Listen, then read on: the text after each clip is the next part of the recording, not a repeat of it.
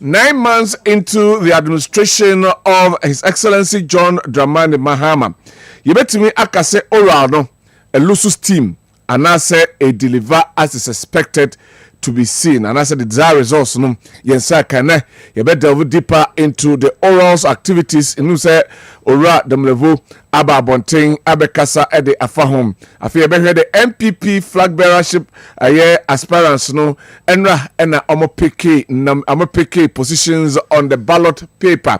Na omo picky positions on the ballot paper no yebe hwe na yedi eho enkomo as against omo ad hoc committee ene womo atie ya omo ese omo ede be check campaign no say amanfo be clean campaign ye be ho nsem ewo dwumadie so na afi yaka ho ensem enne anwumrei the fight against galamsey TUC and other bodies say omo impress upon Omampeni His Excellency John Dramani Mahama say on declare state of emergency yedru ho say you declare state of emergency. Omampeni ebetie the amanfo ne kan no declare state of emergency and as saying and eho ensem etiem. Wo message a wadaroma obetimi e de afa 0551 599 933 0551 599 933. Na me anopei me de tudwa se abrante bi one day ni abrea ye kase ye ko galamsey no se mo amoten kran ne sebio mo a motete eye krokase mu a mo sori ya na ye njai galamsey no mo onti obia ne no wakoto machine mu no eno de abesi ho ena enei wodi edwa ne galamsey den enche video no ye beyi ede akyeremo na ya hwese Omampeni ti hono ma ono amafo etempenten na womu esu galamsey no se afe no wakoto machine mu no 2.4 million Ghana cedis eno de abesi ho eno se na si ho no womu no mu die no womu di gala na wu nti moka kura wonte na no me de tudwa se amanfo be se wono wotrase na wotwe onyabe 70,000 Ghana cedis in a week gala no ejuma be no be obenya se ejuma obenya se sika no enti gala no womu edi ewu anope me kasa ho na me kase enwumrei nyame adoma yese Omampeni edikan aka se obema yakọ na afei yakọ akosua ode small scale miners ne artisanal miners no ebi ebekọ Australia no mo akọ akosua se de Australians no womo eti omo mining no na afei omo enso etimi ne se de osomye na anopei mekan se edu anwumra ye behwe the Australian model na afei yanko ti akwa no ensam na oka no ono gina ne machine no ho no yenti ensam a ode atudwa no stop the guarantee President Mama ye de aduma ne de ekoso ye ensensio ye Nicholas mumu bi da we try na stop the guarantee so na mu tinu o we say 24 billion we mono tie rubber pra we tie rubber mono si ye rubber si come move the whole team stop the guarantee ye the money cost you see pato see what you need cost so what you need cost stop the guarantee ye gold na na yetu ye two gold no ha China for to the corner and the moon ye use scan or higher ye this scan see gold one. Most of us stop the guarantee. Stop the guarantee.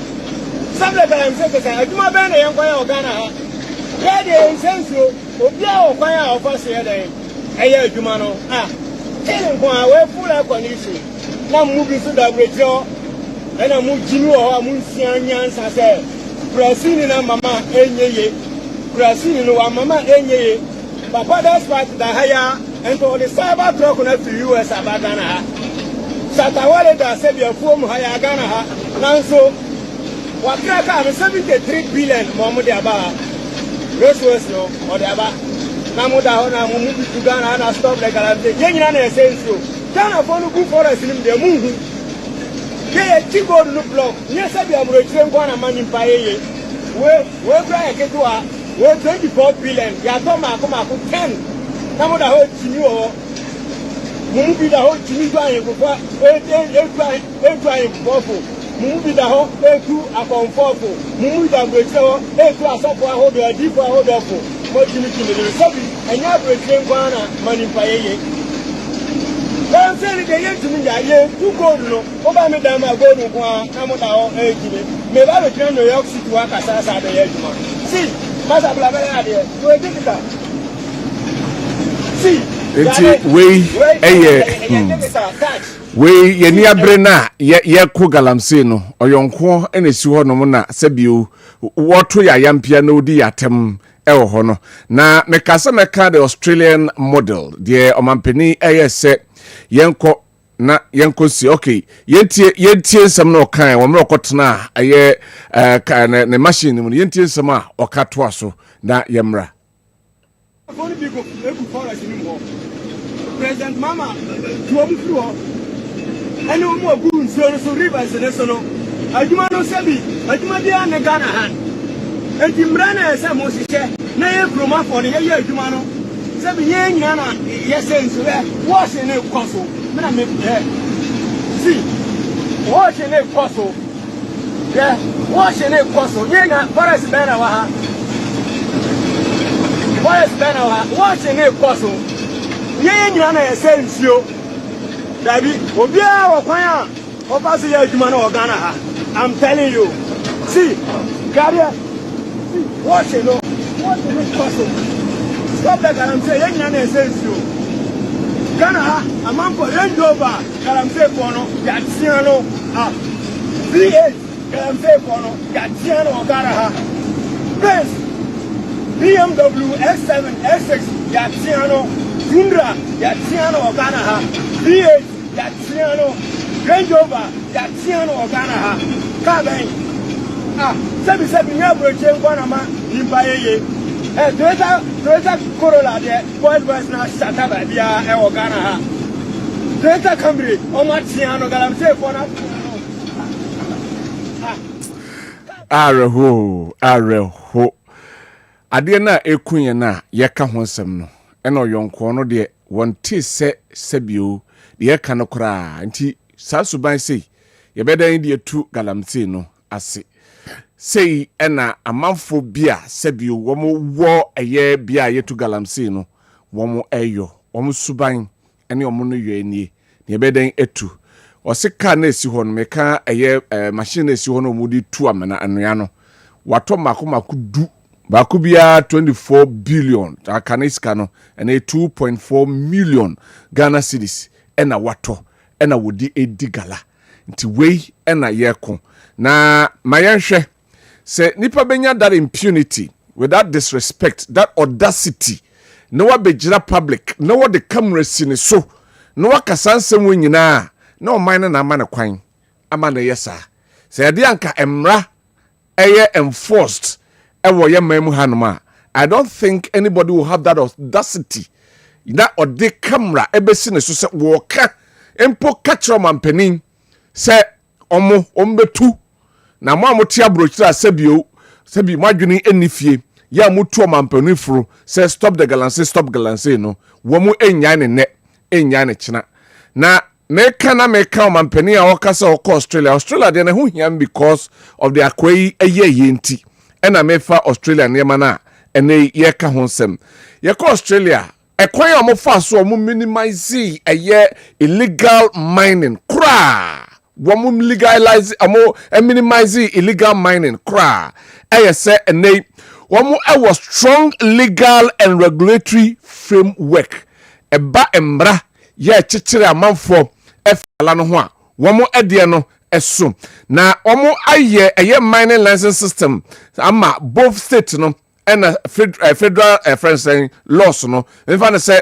Kagana hanoma o mining nyina ana afei regions and important potemo no o ma yemra e de awo na afei mineral license bia no ya map ya register and yetimi trace through digital platform South Australia for your de enti ya market and ya map and ya register and yet be tracy through digital platforms so nti woten kran kra de ekoso ewo bia ho no wo hunu afei ye wo heavy penalties ebi imprisonment, ebi fine, worth hundreds of thousands of dollars. To Ghana Hanum said an apparently to Gano. Yabacho near the Jansen near Brianna Fair, the Wako Tum Canadian, and Kiachiwa, or first when they said curriculum London. Reclaim London, went to me and Sunday at the Wako prison at Wako. Near child heavy fine, as I did Toso, say, and soon so. Say no more say the chemicalization or say yet in no near the hokana mau went to me and ya not just say baby I was here do janum not yet wejina a fay almost strict enforcement and monitoring system Australia for no mining inspectors environmental officers frequently omoko sites ho na omoko hwenia ekosum enso ho no afei police and environmental agencies omuye adwuma ebom se beya ombetimi etu illegal miners na operations no ase and also satellite monitoring and drone system a we shooting na ya omo ede ehwe bebia enya approved ya manfo mining enso ewo ho the technology enso ede room and ade omo ye no sebio enya mesechinie enso hum nseriam emu da ho fine obi ehu se wei na ekoso ya man Ghana ha a lot of cases send before na woso a before ya yenka send this before na woso a and this before ya yenka enti emma papa ye ene eye transparency no enye adwuma Australia for no nyom de sa edaso kama obi ehunu se sei na ekoso de etoso ebio ene se enei womu ayisu GPS mapping na afei womu akoma recordo our system nam the satellite enso ahwe ensure se land no a ye mine no de ogina so a ye mine no or legal license ya odi eye adwuma afei ye involve the community and afei the indigenous people enso ewom the local and indigenous community no ye de mu enyina ehyem na afei yaboa na afei omo so ahwe edi dwuma no na sebeya womo enanim kona bia ewo tokro bia ewo honum yom behu sade etiem afei environmental and economic incentives afei small scale miners no so omo encourage omo se omo momoden na afei womo enya permit on permit no womo nyinimo den to say wo koye large scale mining ye womo de special a ye de mo a processes no emu enya den enti obi abepese obekọ akọpẹ license sense ono ade ne pe ebekọ akoye eye sa dwumadie no afei transparency wom mining eye mefa say supply chain no se free hanom a ekokura ha akoduru ha akodo obi ehu de ekoso ewo honom ene gold board beba be deny say to gold and free the galamsey so na say mfa say legal miners ho but what can we use to trace say de no mo ka no enokre ana say enye nokre Australia de no enye sa enetem ma yanhwe de Ghana yebetimi yanso ya I'm just a suggestion Ghana betimi create a single national digital mining system public no bia behunu into ukwa obo a obehunu say yewo digital mining system a uchekwa behu say aha illegal ahanum say de ohonum we na ohonum say bibi ekochema yebetimi ehum afei yebetimi ahwe na ya simplify the small scale mining license process dem de kakan no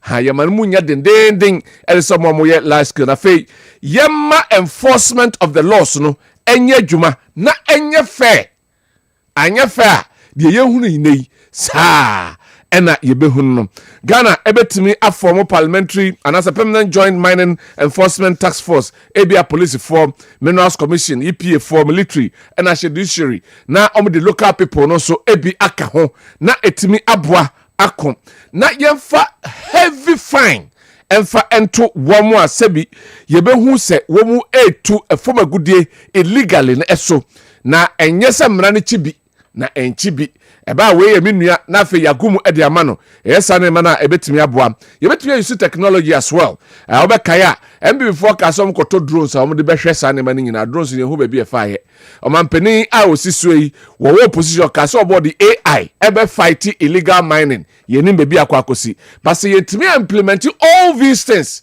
yetimi dey check all these sites a kebetimi aboa ema Ghana said ye pese ye ko galamsey no ye betimi akon afei yema local and traditional authorities nso akwanya because anye bia asase no womo ena ye custodians of the land. Ti omomoda responsibility say enei ya ne yabone aboma mpohene a sebi okwa yabone din ne abone din ne akase wono okase o ma sebi illegal mining enkoso won mpotem da no kre ebisu anko because on a custodian of the area. Other hemfo, how are we involving them? Say involve these ahemfo.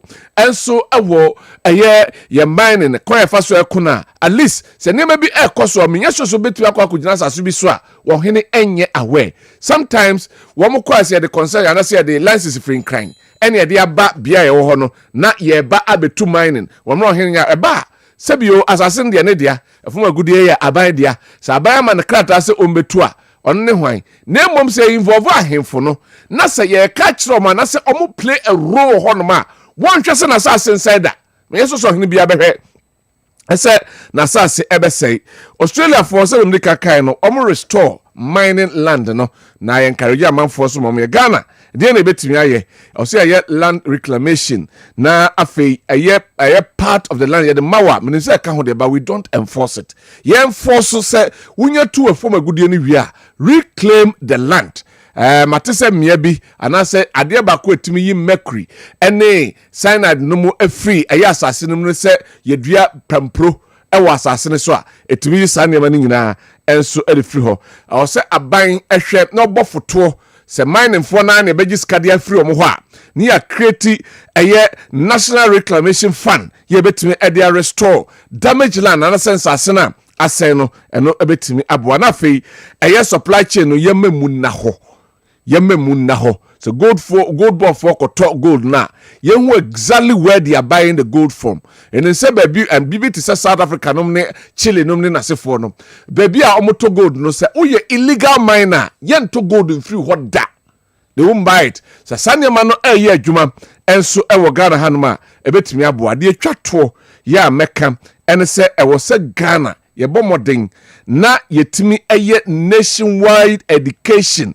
na afei yehwe ne encourage amanfo se nsunsuanso bone a ewo eye gold na yetu na yemfa kwanpa so entuo no enini na yetimi emasa adwensa kira no eba nipa dasani adwemu a sane ma no nyina no etuo ebetimi atwa ebetimi aboa ema efom agudie ne anopansa dem kan no obo ade de ahye ho de amayen na ohwe nyansa yedi betuo se sebi ya amfa nyansa papa amfa ntu a ene ye ne ene ye gyegireje nti enei a word to the wise won say is simply enough. It should be enough.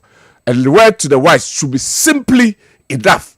Nti se betena ho nya yo hehan nya se menuanie me banie asomesenie me party mu ni nti wo ye na ye nka ye betu ba bi no ensio ene ye chese be 11 point something billion Ghana cedis so dollars ene ye kra enom na enu 2030 na manfo anase omo hwe nkratamu anase munim nidie no eka no se yanhwe ne yammo kwan ye fa so eko aye illegal mine na entuase a de betu ye no ye de yenim de betu ye nyame mmoa yen na onka ye nyina yen ho right so anwumere kakra meka no mama the Australian model South Africa medical aka say womo no Australia for example and I say Chile for example we want to say all right there but they don't buy gold from the illegal miners to your gold na say you do be good demo so be any den you and a gold board about omoto gold nyina how are they tested say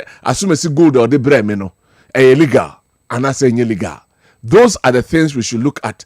Niemfa perimeter sent to ho niemfa nko illegal mining ne betimi aboa na yenso yenya sunsunsanso papa anase nya soja pade na nsunsanso bone ne ya pagu ya ye ne yie ama mine de yie because gold ne de o se yetu ba yemfa kwan pa e wo se fa so na yetu right wo message awadaroma obetimi e de fa 0551 599 933 0551 599 933 mameko na mema eye Mr. Joseph Amwa Akwaba na ma Dr. Abongo enso Akwaba. Now, yeah. Lama. Yeah. Good evening. Good evening. Na ohoye. Nyame adome hoye pa. Yede nyame asipa. Doc. Yodi. Memwajo. Yenya. Na boko. Oh boko. Yede nyame ase. Boko.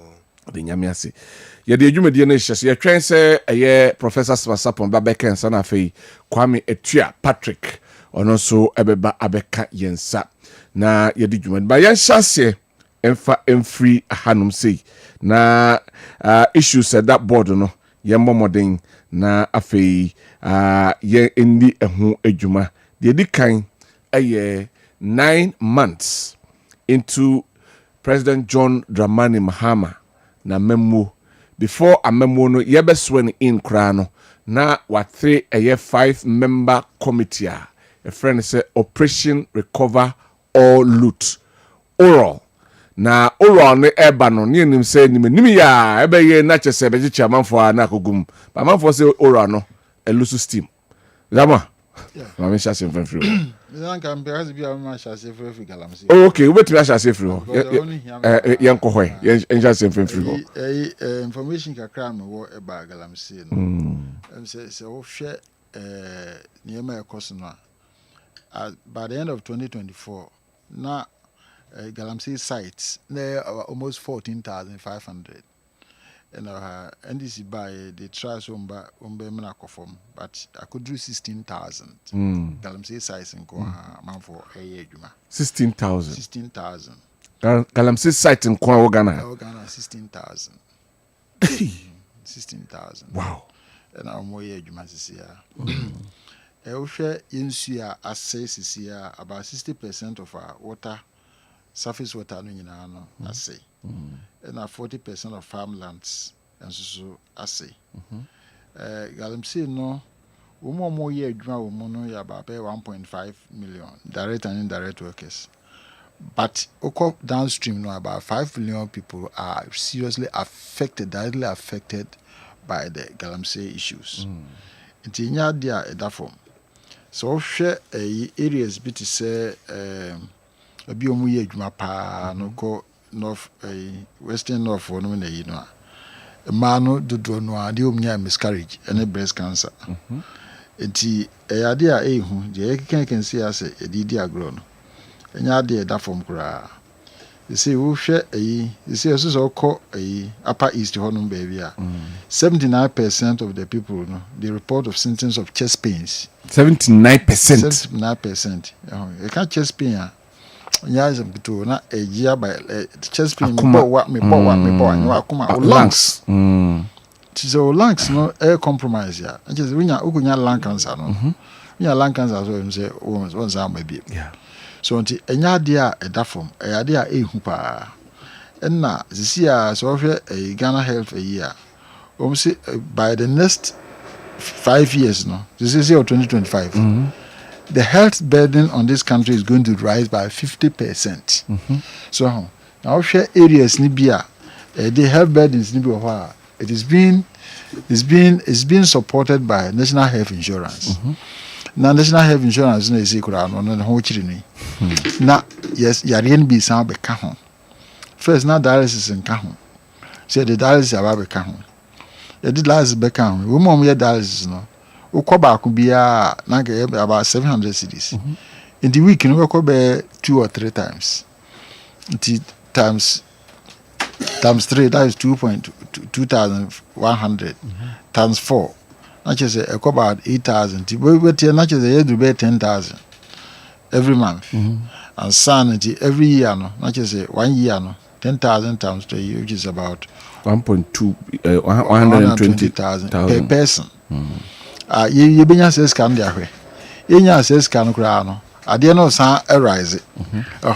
Kakakra no hono akra dia, Nibianke, Timidia, budget. Say, Yem budget in such a way, say, you beat me the Ejma. But I dare bet you know, not quite a cosso. Laba hold on baby na nini komobi mrasisia. Mame kwa mbano so na mene kojo Charles kojo only a small scale miner from a year duan kwanta ewa homa no so na osi owo education kakra ana wonsem kakra eka e de chen ma yentie no na I think say bitimi aboyen. Obene good evening. Yeah, evening. Na boko de. Boko me pase obi aho ye pa. Mama too. Yeah, just a contribution. Okay. Because we see me monitor program. Now you say, somebody was talking about, how do you call it, government supporting or responsible mining. Mm-hmm. So I just want to contribute. Okay. But what I want to say is that most of the time we are fighting illegal mining. Mm-hmm.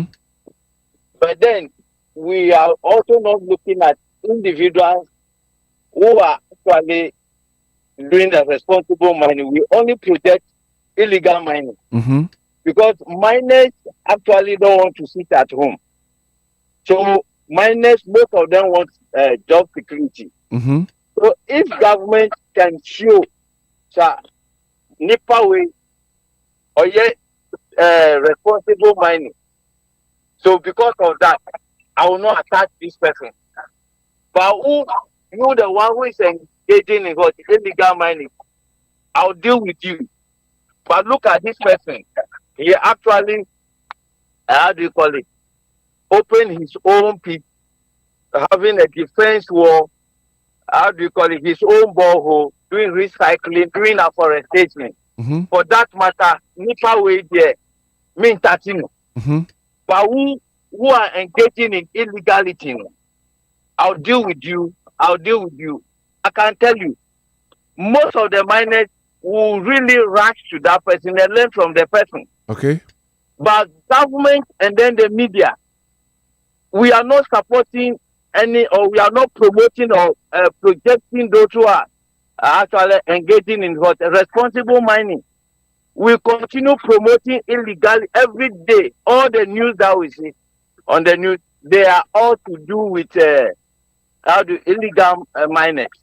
Na say omo na kofa problem na ba. Some more illegal mining there. Nobody has a problem with it. But only who attack illegal mining, and then there's no other alternative way of mining now. They'll continue to do that. They'll continue to engage in illegality. So what is your suggestion? What suggestion? What I'm suggesting is that as a state and then media, we should also project responsible miners. Okay. Show it to the public, say, okay, people are doing the right thing. So go and learn the right thing and practice the right thing. All right. I think this is what I want to add. I get your point. Instead of promoting the illegality, you can promote how the legal mining is being done, so that people can learn from them as well. From them. Okay. So that when you stop the illegality, you can have alternative way of mining. All right. Because that's for mining that we cannot stop. As somebody said in the studio. Huh? What I say, mining they're here to make stop it. And that is it. So if we stop you from illegality, then you should have alternative way of what mining responsibly. Okay. And we are not promoting that. All right. Try it and see whether we will not have a result. Thank you very much, Kojo Charles. Yadasi, no contribution. I don't know. Say, yenso yenka omo ye legal mining no. And also be ye example the amount ye legal mining no mesua. Thank you very much, Kojo Charles and Odini die. Mesama, mamiti na wo so. Kojo dia o kan no. Valid, but ho so problem me buy no so. But me de no. Me so Kojo die no ano kakra. Enipa bebre ewo pepase umbe legal mining. But say okoji concession a small scale maximum acre they give you here 25 acres. Nti laws and I say rules na government we should revise it. Yeah, me ba ho no. Because oji 25 acres no na say surface mining na wo ya. It will take you 6 months to clear all that 25 acres. Ebesa. Say quarry na wo ya quarry so nya 25 acres betima trans 50 years ayedwuma because the bonus yo and na wutu sa betima ko down kra level betima 50 years na bia 25 acres kra na onim half but surface mining na wo ya utwi kono nyina no na ye kan illegal mining so a say e wo different forms what licenses legal licenses now they go beyond your perimeter it becomes illegal. Yeah. What large scale prospecting licenses? How the prospecting gold na wutu no you illegal. So dobo have no okra la say no what was we may. Will be so licenses no Bon enya baby a yen kura waje license no message kumase ya le kura no what do you go lu nyina hini because of you so when you so waje licenses and ya no so ya ade a SS ya hye no nti ya no na ama ya hunu the difference between the legal and the illegal ones no ba kura documents nyina ba hwen plan no wo de yi beto so ne da baby foforo so te ase ya no nyina ya niema a haye eno nti na ayi ade ba ko ese ya hye no so pa o msi betima ya de o ya just first of all yenya a complete ban yamba ni nyina so ye legal so ye illegal and yentimi hihye de and yes sir said all can because gold no nyama mi na drive no the price is going up and then there's increased employment it is these two no so na Ghana hians here cash and employment but one hwe ne na so ja cash and employment ko aso so a yenyina so because they also create existential threat and the more mining nyina. For instance, Obako baby this year, America North was this year, about 50% of the people who enya 76%, 78%, 79%. Nimu chest pains, back on their lungs. So say, and cry ya womu neuro back na crano, what deform, binuma enya cognitive problem, dementia, and everything. Yama be bre to benya scanning in answer menu you can benya scanning in every no nyan no ma ja ho nyina awua. What do you gain from it? And the idea association ti bet man ya je wo mu ye ni deda ye ne ho ahwa the chemicalization ni nyina no na wodi nsuo no wodi chemicalize ya na kire kutu atifia je wa yo ne faso abaso faso bi amaso enti alanche matin policy no se de be ye adwuma be boa nyina mo ye fa politics nyina nto nche Ban it for ban, restore and support. Okay. The kind of ban again completely. All mining you can see a banner. Obi ntimi nko so kwa because baby I be better to. Now we say there we wura kwa we be ko no we yi bibia che say me papers ni.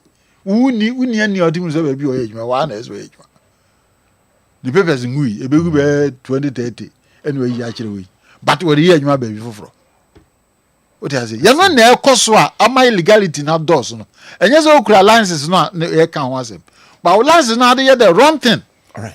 What dey akwagina nsuo so utu nsuo ya ban say enkonsuom na utu nsuo because your licenses no kura what I know is your licenses na it should be about 500 meters away from any river body. 500 meters from any river body. What you have to do is say open so here. Unya a pumping machine. Now they are concerned no. And what twinsuo no about no build dams about 3 dams. Now washing machine no. Esi baby esi no wash ya. Na first dam no. Na eso asone kakra na second dam. Na third dam. By the time na ensuo no na ani ate. But the question is Mercury no a omudi gu mu so enso ani beti ana. What I say? And you nyina ye ne ma se hwe ni na ihunu say ya anya sa ne ma ne de kikan ye kan we are going to be in serious trouble cause your mama buy na ni was so pa person say ofelia obia ntimi solve bi because they say one on the majority on say super majority yeah. He has everything how betimi dia ye it is we jam to ho wantimi anya entimi nya hu hwi biem. All right. It first of all ban it completely for about 2 years. Near restore and near man assess any nyina. Now for one may see a training, me mom sa training no. Na baby as o me adwuma no. Ye nyama o na o me adwuma na mom tra na ko ayinimu a. Ya chiwa say we can street up punish life imprisonment kan ye do ko. Ya chin pa be 10 gumu a. Bu se ebedwo. Na ye say yas ye jayas ye nyai. Hwe nyina hini. Unim de na me na abrante bi o set so. Was it this, what trap say, Besenka, or mutim jai. And grand jai, do my. Uma started attack, robbery. What you does it make sense? You mean you're a cobocrono? And you say, Ama, a genus, and Munia, on your view. Do you think that's how we have to treat a man? Now, a woman, yes, and yet, and it's here been no much that years, and you're cobocrono. Adwene when dia kobokro no sa no bezombe enne na ba no bese enne nko awunya no no ne panyini bi yepe and it's not helping us adwuma ni hɔ nti a farmlands na go no ntimi de ntimi sha bibiase won nana no wose no mpanfo abeto mu no saa no stadium ni kakra ansa na wo be abeduro no na wo de nne no apese wo ya de nyina wo saa de wo kum nipa ye ja so so aso akɔtwintu ye sɛ okɔbɔkro no because adwuma ni hɔ asa na ti but that's Samuel mama prof akwaba na mema menu akwa me so akwa prof yeah nia kewodi na bɔkɔ de nyame adom na baby na me re ho ekura ne say Rolls Royce ya lower na ya dem no say bibi Bentley ya ben no is that all to life onye sika aben Rolls Royce aben we o say camera kura de emfa anye hwe voice no to the church anyway me Jesus for you prof me hoye nice one me hoye pa pam kewodi unyanya no unyanya unum za meka bi a chere wodi no oh sha say dey sha politician wodi sha mi azara politician kakra aja wo hu nu anwumere wo do makoto kokoro na aja sa nyama o de wa kan wie nkan hwe etu a sha say e kan sa na just mentimi an kan we opposite na work kan boko de ja dia ka re tie all right I'm not doc when I've signed my baha. Doc. But yeah, shall see figure I'm saying so let's pick it from there, then we pick the account. I mean to you, your comment on that. Yo, me that say. Me person you see this opportunity to chair MPP grassroots for. Livia America. Some people be who na say me share na me feel share all MPP grassroots. You ka galamsey die. Edin anso ye be kon. Say me kaya President John Mahama o ka say time your power say ka onu ye president KMC bibio wo bia a o me galamsey ko be saka mu nyina sisi ono ye president and want me asaka and let me say it on authority. President John Mahama is the leading beneficiaries of galamsey. How may explain? How do we justify? May explain it. Yes. Ma say ne semi-genfi e can say omuto gold from small scale miners. Even semi-genfi he's a pathetical liar. Onu kono to me defend the difference between small scale miners and illegal mining. Illegal miners, okay. And even galamsey gold. Because you can say we are small scale mining now. You can have small scale, you can be doing small scale mining, and you still be doing illegal and irresponsible mining. And so gold in now gold board. Yeah. Semi-genfi talk gold, you know. And I met man empirical evidence or pair. Make sure and say gold now more ton 50% air galamsey gold. How? Illegal and irresponsible mining. How? Just go to any license buyer, either tier 1, tier 2, kotena ho. Na boys ni na mudu gold ba mo tono. Ne biso omo. O lances. O ye galamsey ana. They will tell you that yes. Un say galamsey one omo chintro. It's just o make sure say yes. Omo ye. You too illegally. Yes. And it's about galamsey ya. Unim say ninua. Ibrahim Mahama or ato gold deposit. Over ye galamsey. Just that he's going to do responsibly. By a galamsey. My definition of galamsey is to gather the gold and sell. Yeah. That is historical. Ubi oveka say galamsey ye illegal mining. It may be illegal mining and legal mining. Okay. It's the difference now. Yeah, the illegality of the mining, the illegality aspect of the mining. I'll come there. Say me person me can say they are benefiting from the galamsey, right? By Omar decorating to say gold board lances. But gold board, you know, he's taking the end product of illegal mining of gold. I didn't know man set the board to regulate the illegal mining and the responsible mining. And it's easy. Open no more can be you stop na entry no more. And you say gold na enyo. Nyakupo na dia chair. Uko o say no more mining. Russia more mining. Because Zambia and say me ko copper. They are doing mining. Almost scale mining or more mining. But they regulate them. Your authorities na fail it. EP are fail it.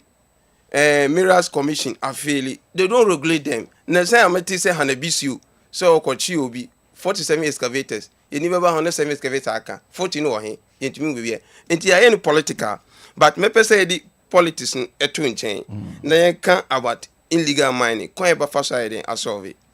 Gold yankupo na dia che. Ena opini can say your surface mining, which is our friend Aluvia. And your underground mining are also go deep. Surface mining no farmers no you're comfortable so beton or masasi miners so mining. But the problem here is Alovia mining no so obi a baka so use chemical mine use chemical air mining a oboa. Alovia they don't use chemical. Alovia na nsuo mum ana say surface mining na ya surface mining no use nsuo keke na ehoro. It's only the end product because mercury is very expensive. So also the mercury be pity na teni na ultimi. But at the end of the gold no omu the mercury na eden eyi gold no e free be black. And I say Chinese for no krama because my research or Chinese for no bim kram they don't even use mercury. Omu ya na gold excess and nugget nso no ma fanisa no ma tutu. But mostly omu use say powder. Omu use mercury eche. Entike di America and say o hwe MPP model and they use say be boa and the illegal responsible miner. Na a very good than NDC model. How? Because community mining. So the responsible corporate mining number. But you only mean so. Community mining na. Ubi so they don't even know how it is. A very cumbersome, very complicated. But MPP there no. Most of the miners no. You do muko University of Takwa. Eco training. That is what Ghana need. We say they be American. Mining na yes say ye mining you. Mining is good. Maybe soil science. We call farmland in biwa. Odio koko na ewu. Assassin a compact. And so Toma small scale miner. Our surface mining na. Or ye via soil no be loose. So to me level na. E kataswa. E be lu wetima dia dua. But because ye irresponsible and illegal no. And authority na make no so omo monitor EPA omo mba. Police for nibi omeba ebimba jo omo chop money no omo come baby. Obi a monitor into omo so ye wi a omo nkata asase no so no omo ko. But na make can say Jo Muhammad the same thing or here. Or say 9 months. What do they do? So me ko pam omo no more protect it. Mati says say obe declare her emergency zone. And I'm sorry. This is just a short-time policy. It's declared. It's declared. This is just a short-time policy. Open can send be or say so me go and robbing. And it will come to a time one share on beto AK-47 no so ma attacking 9 months no protect the body no unless we find sustainable solution to problem we because ye can future nipa na ankura na we are wo no so future is in danger. What will be the alternative solution? Beboa ama yetimi esi sane me ya no kwan because ye bra they will pick the guns they omo dada nya fe no mokoto omo obi dada because they omo obi the protect your home na ya 9 months road to anamoyi ye bebi omakobia omakochombia no moji tu no maji nu bone assign the from ho. Yes. How do we combat these things?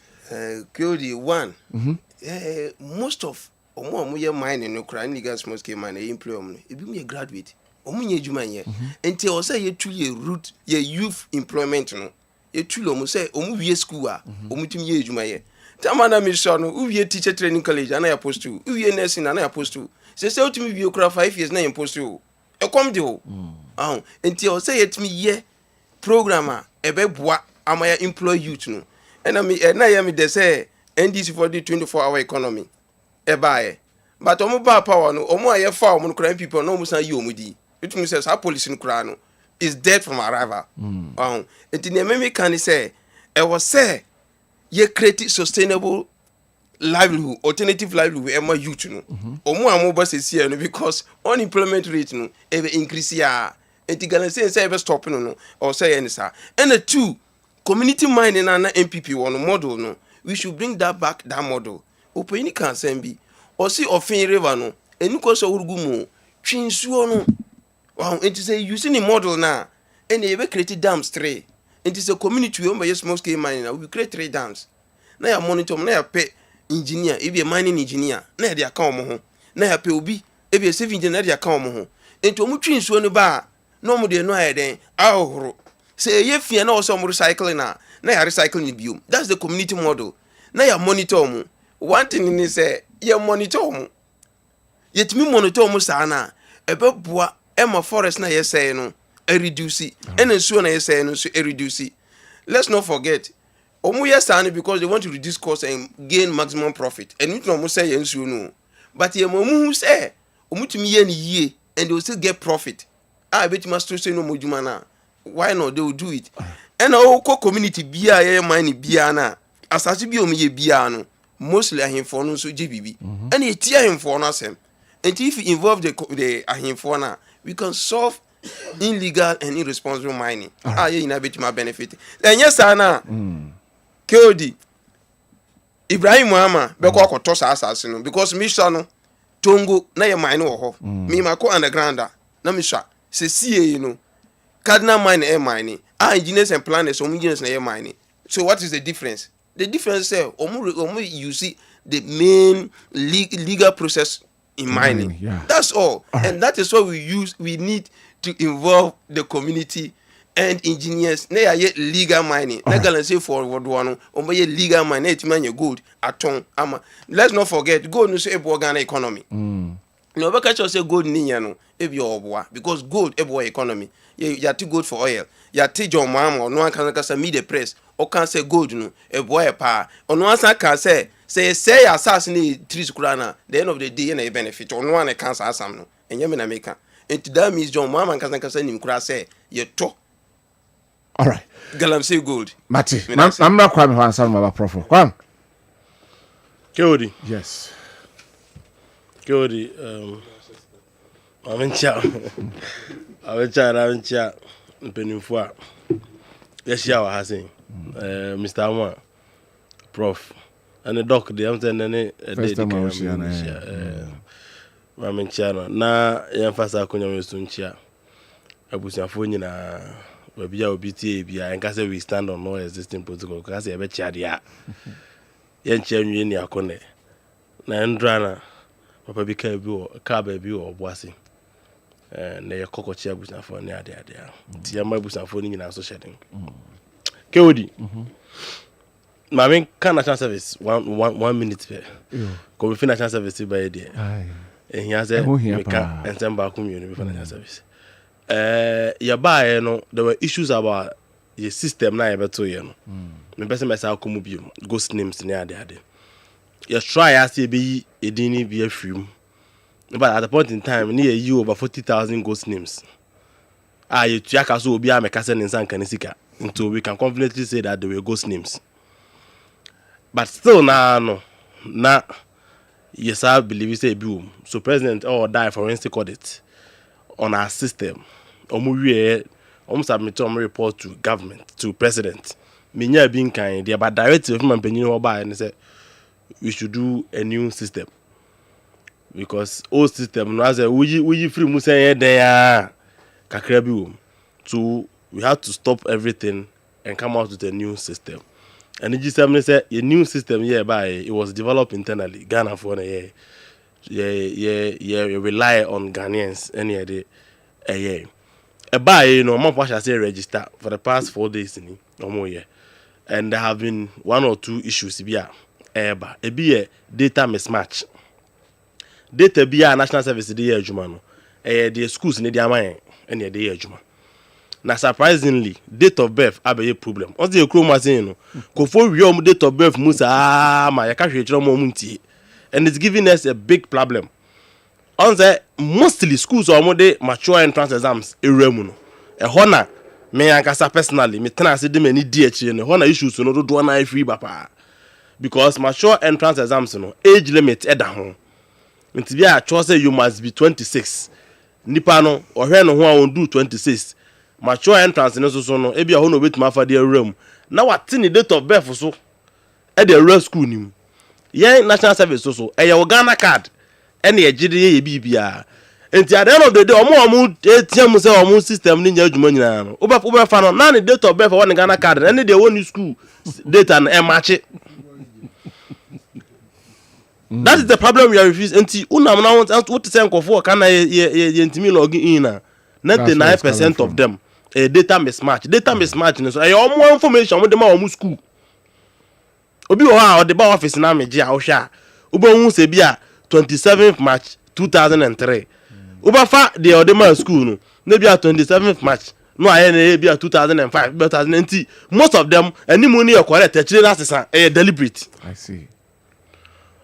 Eti yasaka say wa na add information ma school and our school de ma en and o de ma en no Yes, you use Ghana card, na Ghana card acho. So go back to your school. Now what I say formation now the buy no. And na dey we say school sunika say nti almost had the withdraw appointment as embassy pa. Because the qualifications out the buy school ni say we mature student. What I say? Any amount with the age limit, age in the qualify to be a mature student. And to say now the Ghana card the band say age na we tally with no the man school just say kwan afa zuru school ni kranye.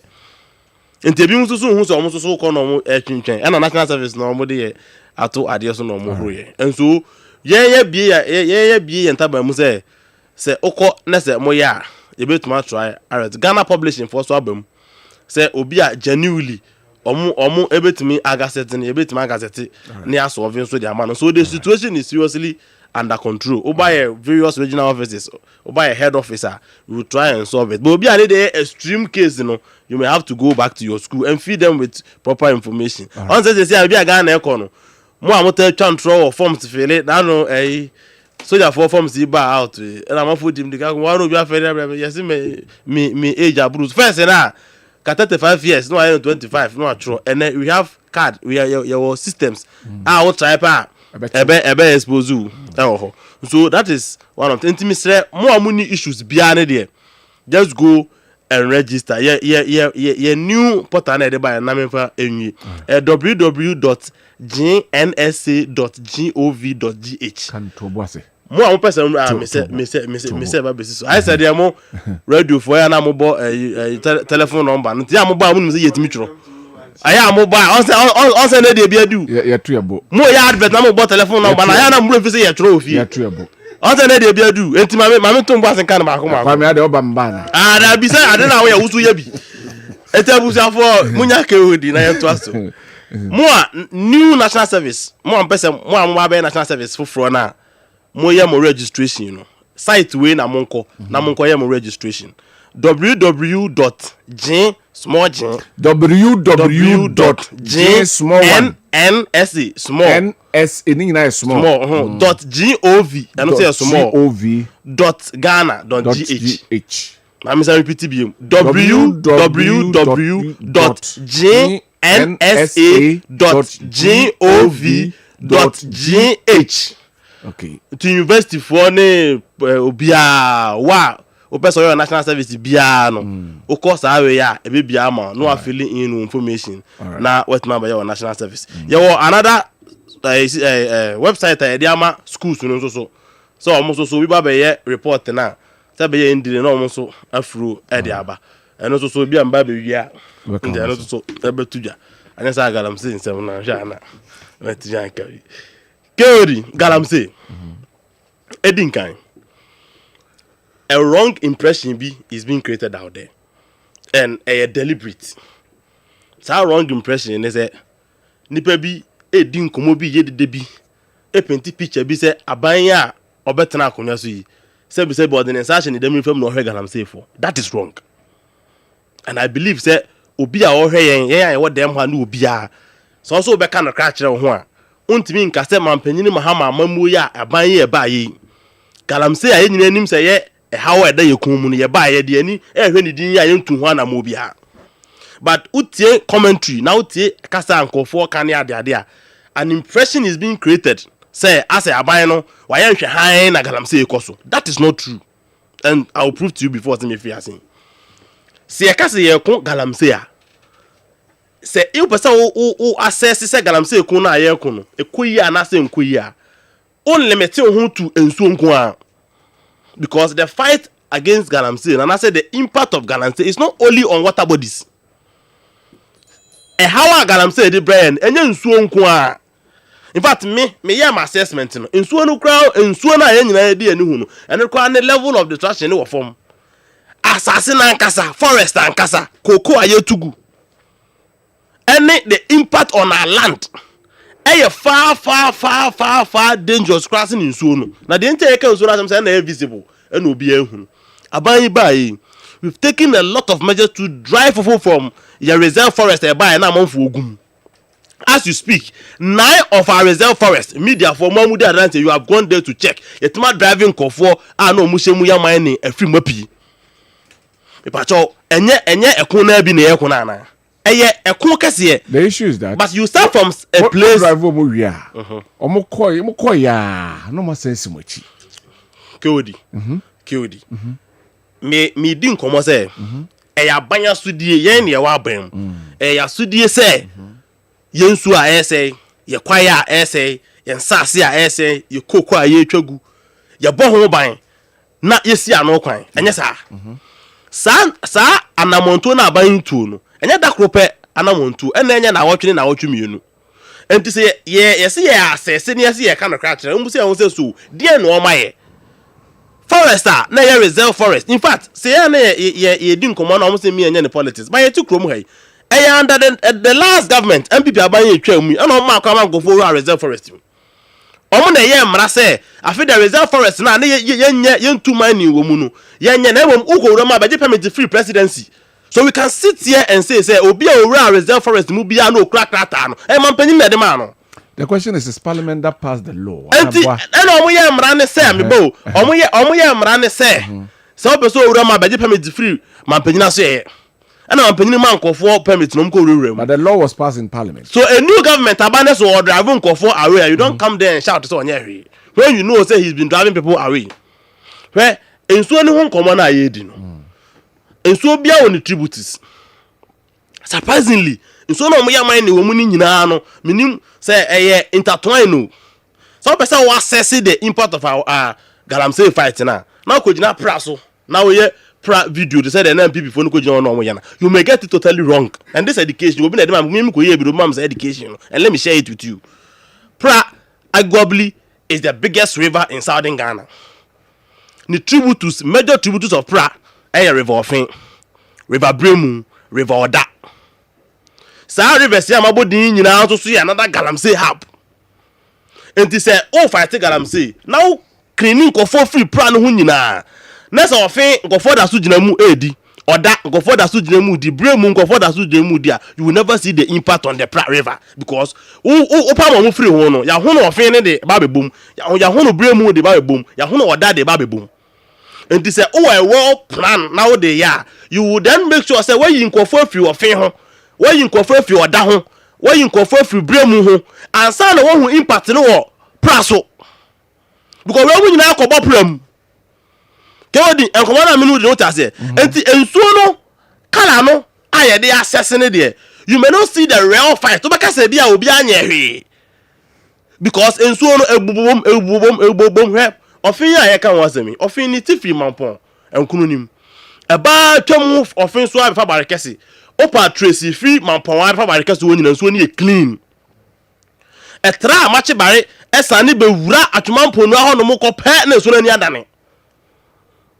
eti efiri ho no mo ba roma fadun ko wetro ko bopram enti sa wo so o pese ofin ani ti a eyadwuma kese pa ensu a ewa atwoma mponu a ekwana tutu ofin na ngofo tisu di ni nyina se oyin kofo firi ho KOD tenkomani yo ese oyin kofo firi sa ensu ani nyina ho oba mikrom kotoko ma chinchem ne ade e bo ofin mu nyina se oyin kofo firi ho nyina asara wo oyin kofo firi anu ho awie no what have make sure say enso bia ono so eba bomu bia so ye free menti enso no common de limiting the fight against galamsey no the success in the galamsey fight to only the color of our water body is totally wrong because it will take time enya konketo an ye kono hwe bremu abo premu hwe tributes of bremu o the fafun na abo tributes of bremu e to ma bia be 16 20 40 rivers and as streams say so na ebo bremu ni nyina so nkofo hyehyem wo mu kurase edi enti say government ni e fight here let's tackle the forest once we are doing it we are cleaning people from the ensuo no wasam ne de asem kese pa obewie na onwie but omo hye forest ni mu no omo di ensuo na no na so ne begu ensuo kese edim because papa ya wo yi ni video ya no oye say say yenye ensuo na wo hu no ensuo kwa hen say stream kitua bi da ho na wo ensuo na wo hu no forest ni mu ko bomu a sa stream no ekobo bia ofin ama ofin so ko bopram so ata say ento omo say ya na ya responsible mining baby aye wonu ensuo bia na ho ya da bu so omo say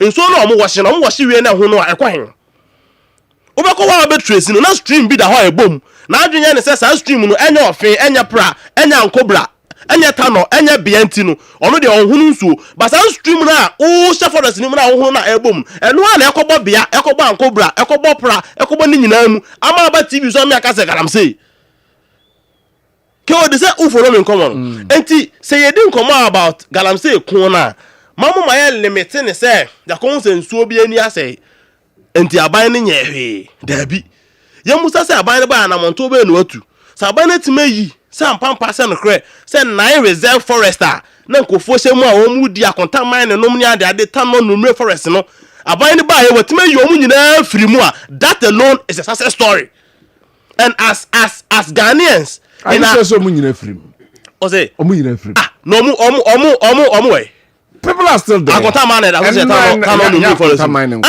example there that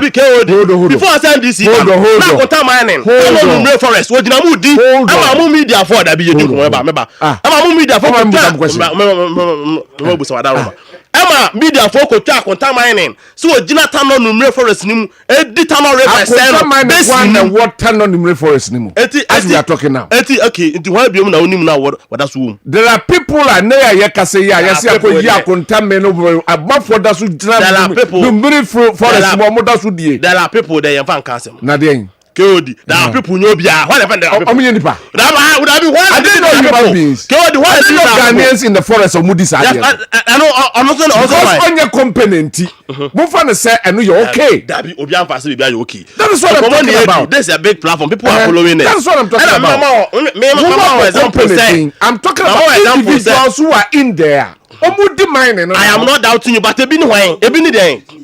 Who more company? Ebi ni I am about akonta mining. I say a company. Me say ye hwe kura no. Ye buy. Ya pa akonta mining na fit no numre forest. Is that not a fight against Galamsey? Other people in there. Awomodi. Ya bo MP NDC DC's din. Ya omodi mining ni bi. Ambodin. I anything. KOD. No. I'm not here to defend Obia. So if you involve yourself in my issue is that we will say it as it is. But the point I'm not making one say there are specific examples we can give. Say them about akonta mining no. Omo wo tan no ho enim say ya you omo free tan no numre forest nim. It's not a fight against Galamsey. Now no ni ha na be fire chama wontumi a ya prosecute na the charges ensu a wase no na da nyina wom. It's not a fight against Galamsey. Enti abayne finance share dem from that's the point I'm making this evening say impression bi ankofo be so mu create e wa abonten say as this abayne e ba e giant kofo no mu e de omo pen. It's not true. The fight any de ya no aban ba ko no ofiri so no wanya bi da. Enti a gradual process and I can't a time will come you will see and I know science we are making a meeting I call ye and as I we munina babon te say the things when you hu impact ne say so crank for free and cobra ho nowadays operation brew water for go hu no mu yi obi a free and cobra ho na cobra obi antu na tribute of and cobra ni nyina go for forest mu ehunu na hu impact no and cobra ni da. And this year fight there that we should be tracing the tributes of these big rivers and making sure say sa tributes no sa nsuo na ebobo sa nsuo akese nim nyina no ya clear nkofo afiri ansa na hu impact on Tano Bia and all those rivers. No dia na mo na moto afa. Uni ha say na name sa start gidigidi a opahwe nsuo na omkoso no go and trace these are tributes to the major rivers.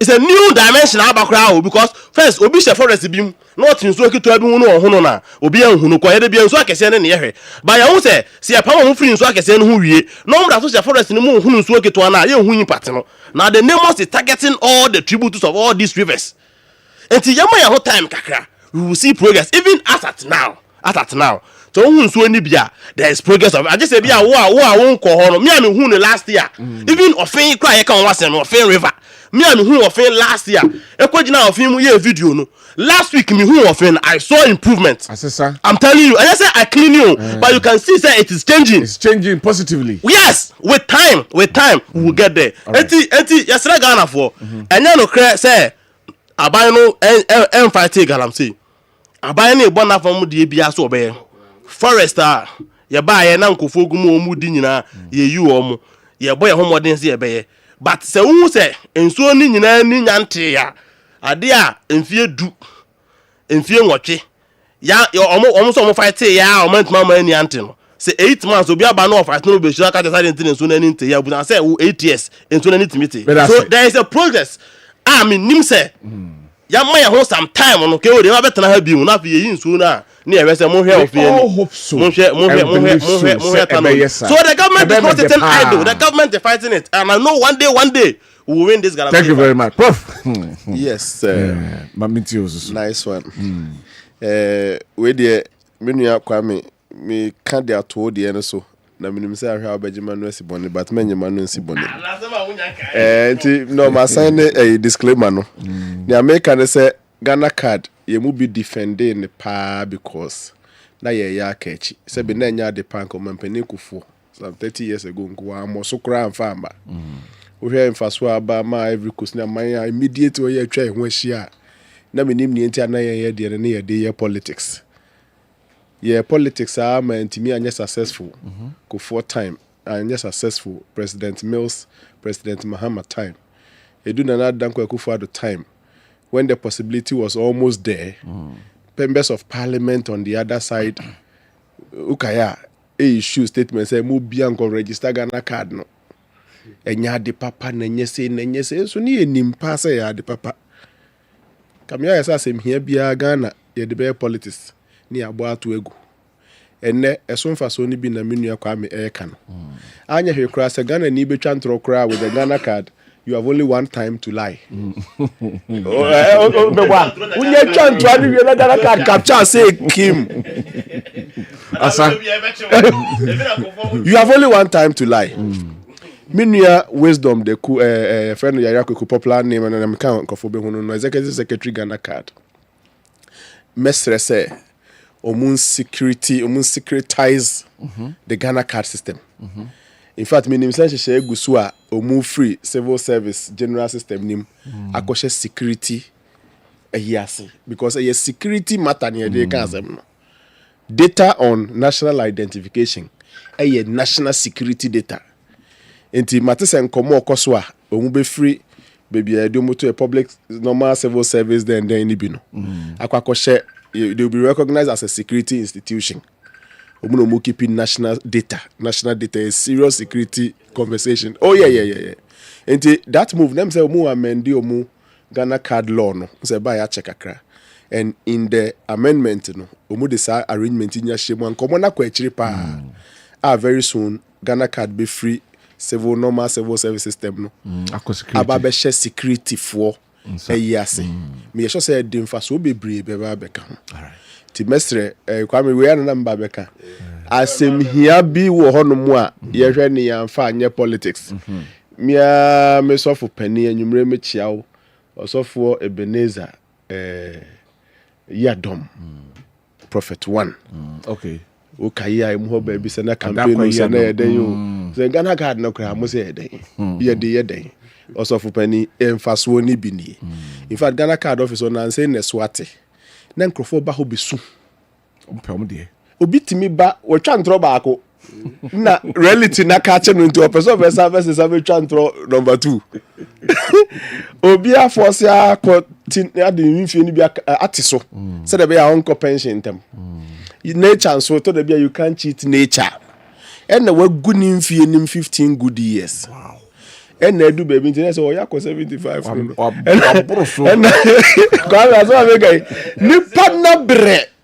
and so he is to choose between staying at home and losing the retirement benefits.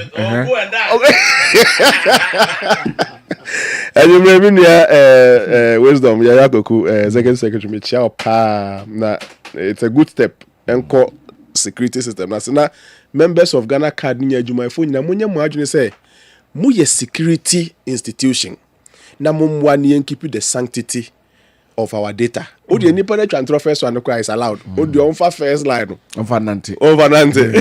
Ko ye mana. We can say woman it need to change. We use Ghana card. No, we Ghana card na just need to change. Edu ano waka.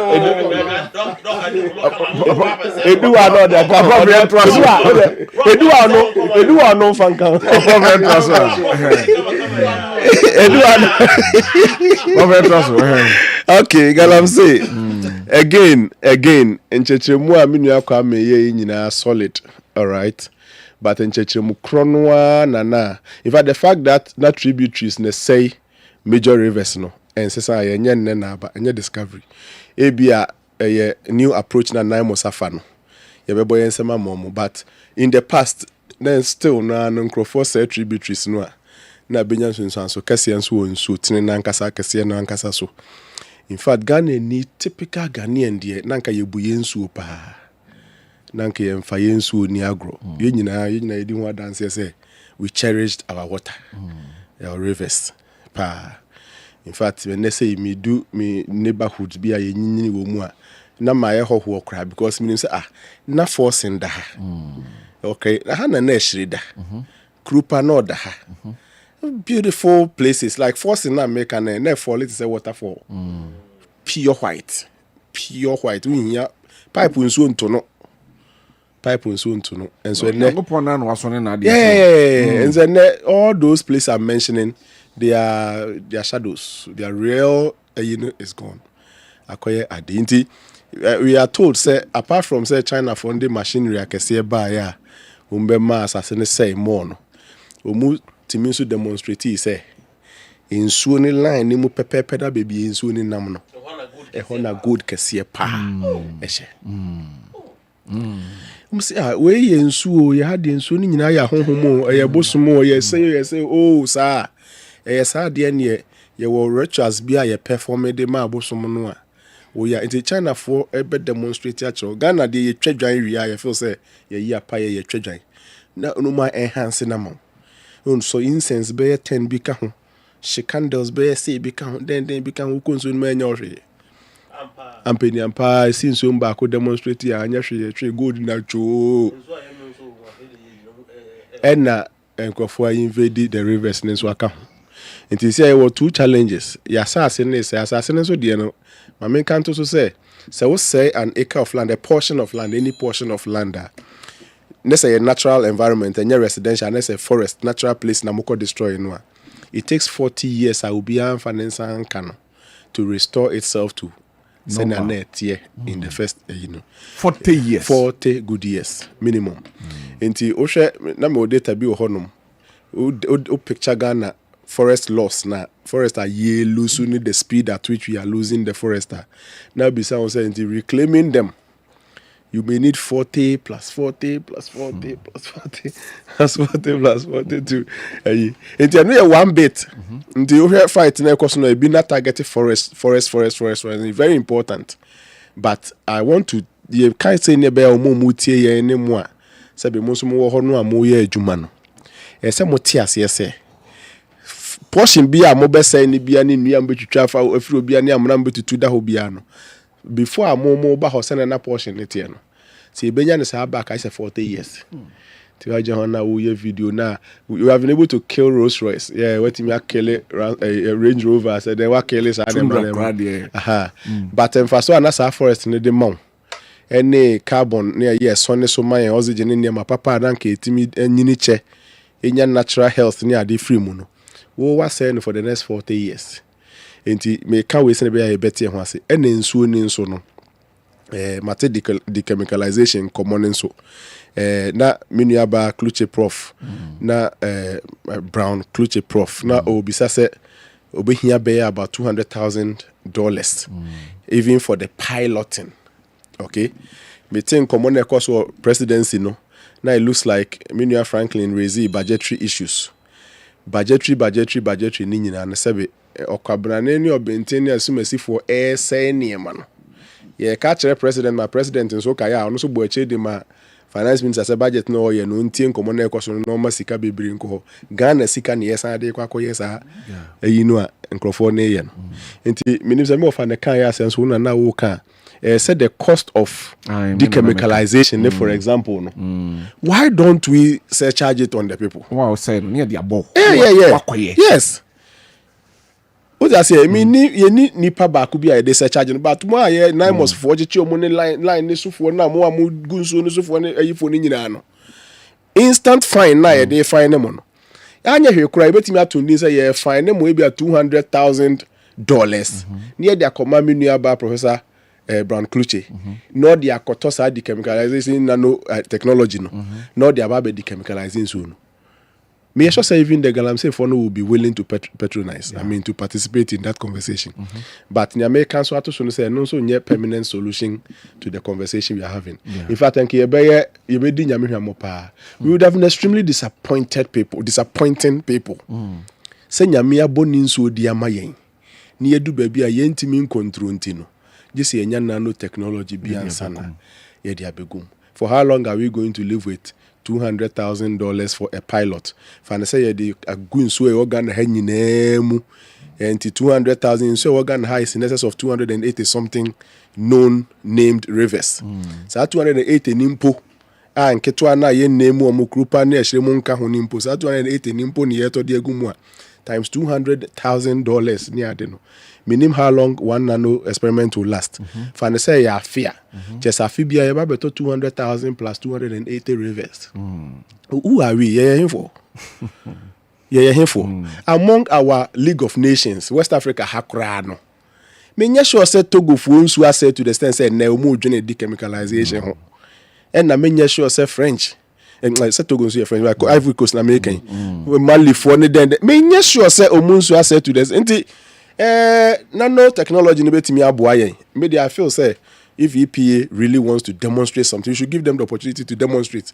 Ni ehwe se ni asa system no so be anyhow ni negatives and the positives and then the ente ehwo ase. Ba impo si ete ehwo ase impo na se numpo ye mpo a na ye se bio ye de ya bo ye ho akwasampa for like just say ya yentimi naturally entimi nkipi ye nso nit.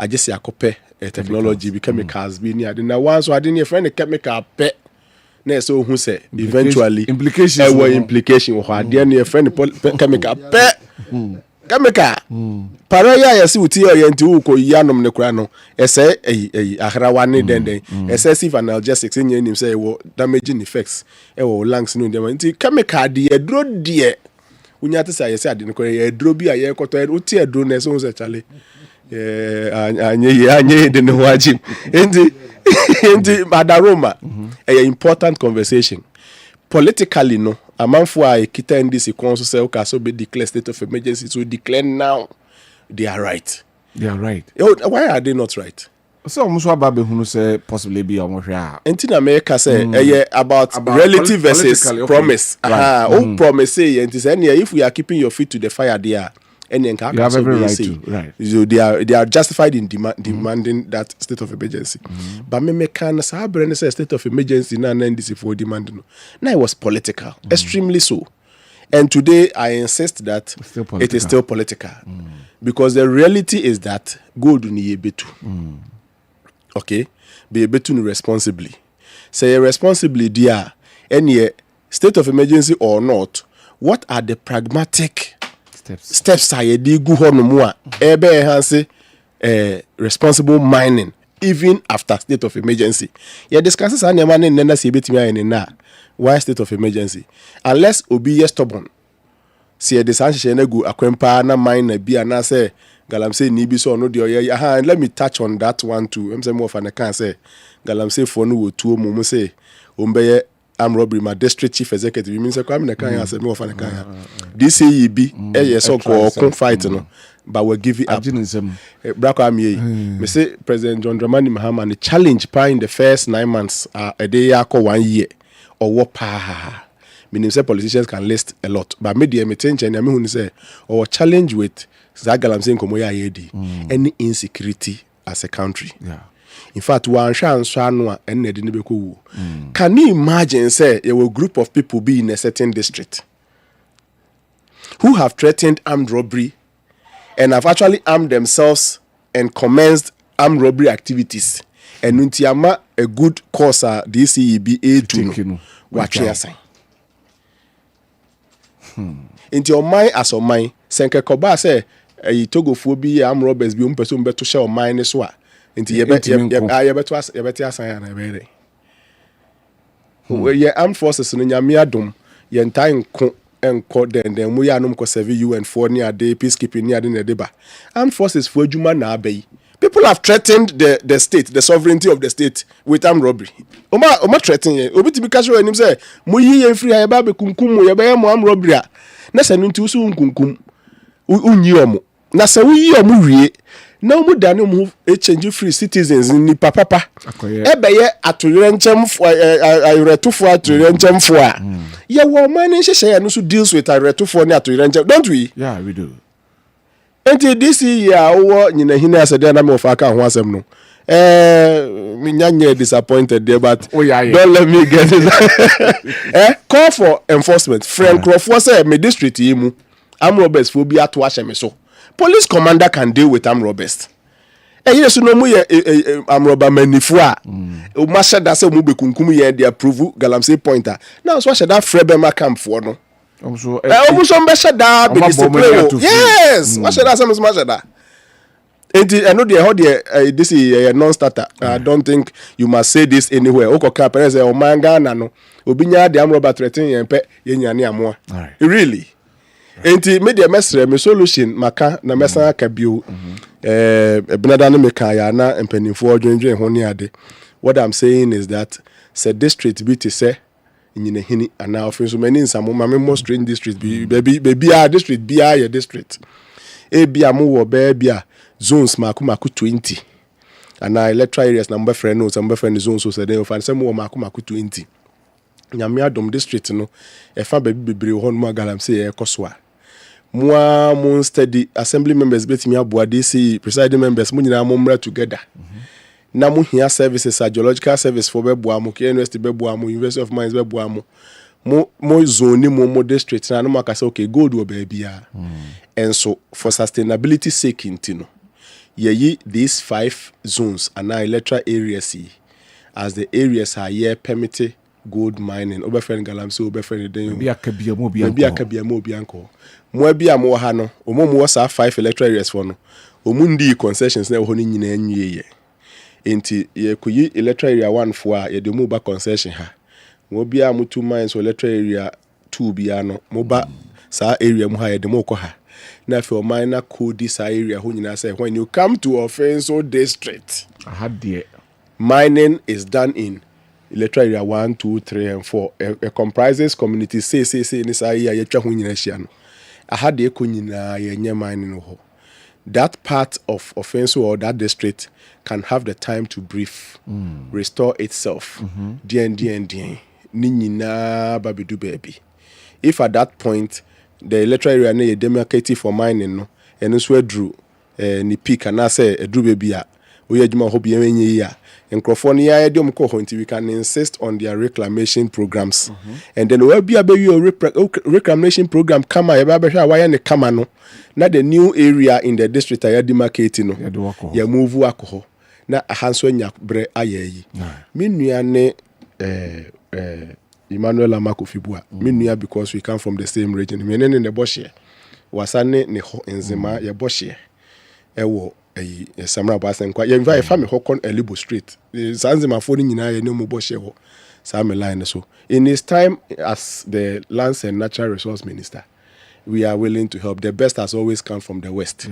If some of these conversation can be brought onto the table. All right. Now, so you're doing check a we can even pilot what I'm saying to see whether it works or not. Then if it works, we can expand it to Adintise and Pennyfoot, we can come to the table, take the politics out.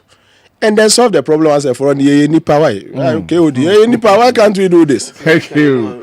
Thank you very much. Critics KOD, according to Samoa, gold mining size in Ghana have increased from 14,000 to 16,000. Please, why the increase? Do we think this government is willing to stop illegal mining? Education and sensitization is the key. Everybody in Ghana is at risk because of the short, medium, and long-term effects of illegal mining. The so-called rich people, the kingpins, are the beneficiaries, and the sufferers are the masses. Let us be honest and act fast, else Ghana will suffer and she will eventually be no more. Abraham, ewa gonna ena odiwe abrayen ene enyumre messages no menye sure metimi aka ni nyina mo fan cheme why mentimi anka mo fan cheme. So watching you from Sehwi in fancy se wia NDC is doing a great job, but they have forgotten the grassroots. The grassroots is suffering, bleeding, and are hungry. I don't understand if it's their attitude, because anytime NDC comes to power, they focus on the citizens more than the grassroots. The underlying word is the grassroots. They should learn from the MPP. When they come to power, they focus on both the grassroots and the citizens. This is a major problem that turns NDC to opposition, but they don't see it. Okay. And also, or say the media has to educate the people on the positive and negative effect of galamsey, not to tackle what politicians said during campaign era. Na yen tackle na mwako kasem no yen fan tackle mo. Fighting against galamsey is all Ghanaian hands on board, not only the government or politicians. Then don't do politics with it as well. So Kabis, New Manchester, UK, and Odiwe Abraham. Good evening, Kyodi. I'm okay from Bantama in the Senate West District. The Connect campaign bus is officially on the move. Bold, fearless, and unstoppable. Clad in the vibrant red, white, and blue of the New Patriotic Party, this bus carries more than just a message. It carries a mission of patriotism, honesty, and discipline. PhD. Vote number 1, Ken Ohini Ejapong, the man with the courage to speak the truth, the vision to rebuild, and the heart to serve. Okay. Your campaign. Good evening, Kyodi. The President Mahama told Ghanaians that he will grant amnesty to those who were arrested by Ronaldo to go back and do galamsey when he wins power. Now he has won power and has fulfilled his promise. How can he stop galamsey? Olawa gonna and Hi, Mr. Host. In fact, we are losing hope in African leadership. We are cheapest, including NDC, Mahama. We have all the natural resources in Ghana, and so nada bonne ohia ni esum kabi na duru Ghana because of bad leadership. Okay, one for the I'm sad as a Ghanaian. If this galamsey guy in your video was known MPP man or has insulted the president or the IGP, who will have been called or have been in cell by now. Save Ghana, oh God, and free he was suffer. And on the way, I don't know. Like I was saying in Indonesia. Anyway, couldn't Kyodi, you are doing a great job, but it's unfortunate. Galamsey is like the Satan. Nobody can kill it. It's like the reggae music. Nobody can stop it because we aren't ready as a country. Let's be truthful to ourselves from Onon Kwanyo to Biase. And on the way, I bring. We say good evening, Kyodi. Please, per the video you played, it has it any illegal implication? We thank the MPP fraternity for the good work of their balloting. Honorable George say Asimeni Aguna and Odiwe Abraham. We say teacher Eric A.K. Obia Hiska Manso Atreso. It is difficult to stop galamsey because some of the security officers are assigned to various galamsey sites to check, used to collect some amount of money from the galamseyers and allow them to do their work. Oh, I want to ask some no. Security, good evening to you and your panel.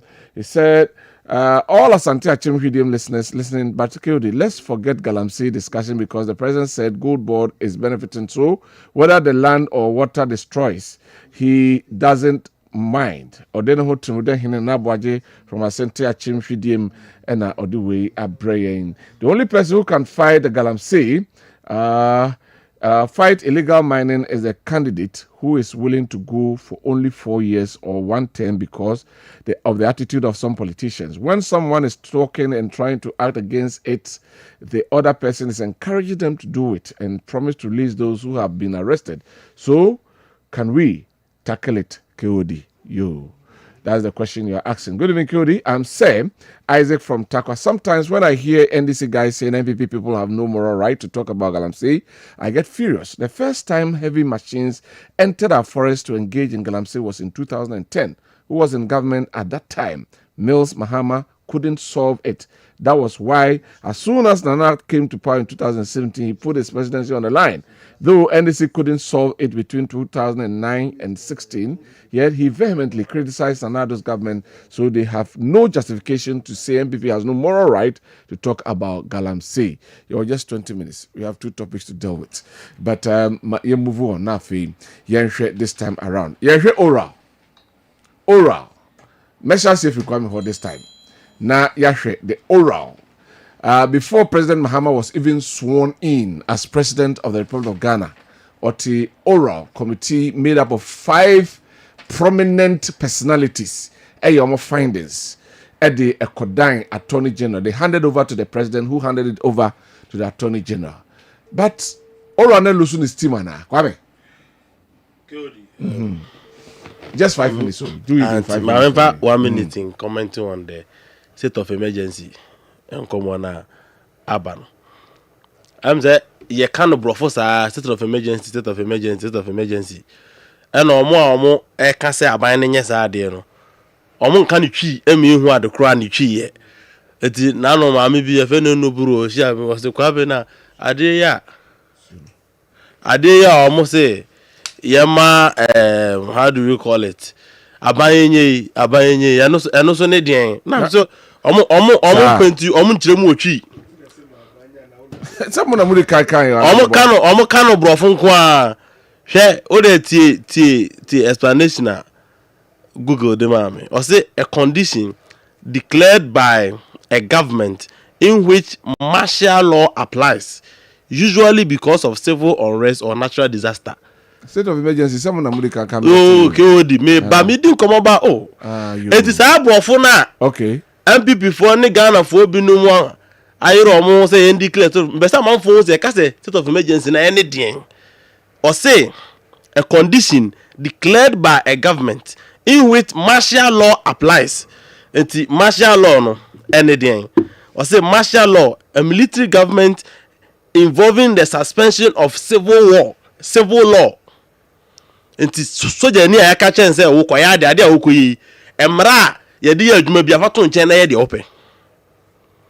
Enti omo ka state of emergency no, do they really understand what it is? And am best me tell say man for so omo ti ase say wi na afa ye nyina adwene wo say so ye nkoya na de tell ne say osuma soja ni bi so onko Galamsey site emra ebo nipa kro no ho ban ebo ye nyina wo fato nchen no onye de open no on samra.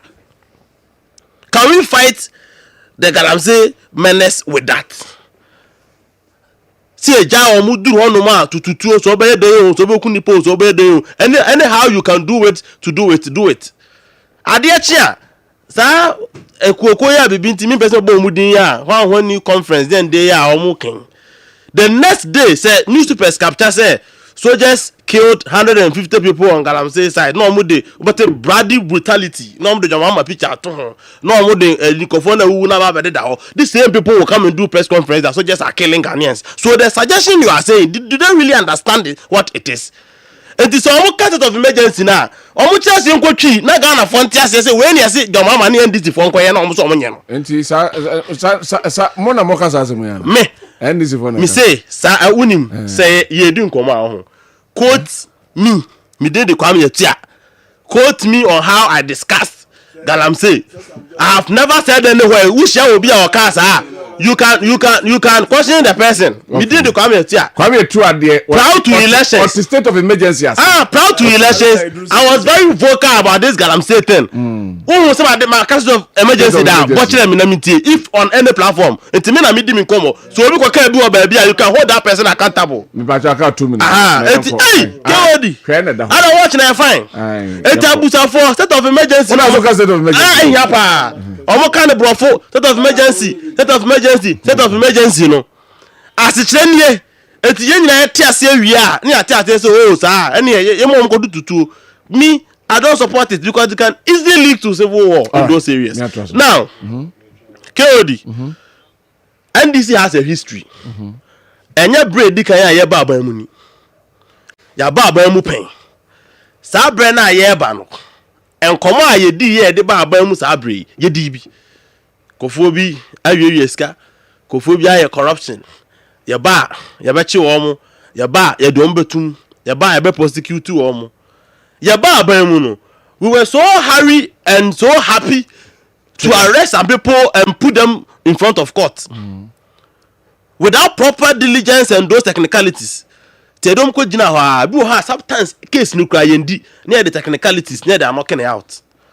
Yɛwie yɛ na yɛbɛdi nkɔmɔ no yɛn nneɛma bi before na saa bɛka sɛ mo sɔre a mo se mo ba mo bɛkye atum mo ba yɛ hɔ na mo timi kyi ni tum nti yɛsua nyansa this time MPP rushing bia nim ya to yɛ bo ɔmo sɛ yɛn rush o dabi ya to yɛ bo ora yɛ na adwuma ɛde bai the attorney general department and the legal team nti before say you do be kwa ko gyina ta semesi na ko gyina hɔ no ne ayɛ technicalities legal team tatwumunya ade ni gurus akɛse sɛ bɛ ya yɛn fɔ mo ko gyina hɔ me nya gya hɔ ma before say me ka sɛ mo ka sɛ yɛ corrupt ba yɛ den ntu busa me a Ghana for yɛnya abotre yɛdi 8 months we are taking our time said ya be ya de to ye Professor Mills time na ya rush de om ko gyina court a om gyegya om no again court ho ankasa the judicial system na ankasa no there's been a lot of shake up in there also so ehye ye bank account kakra so that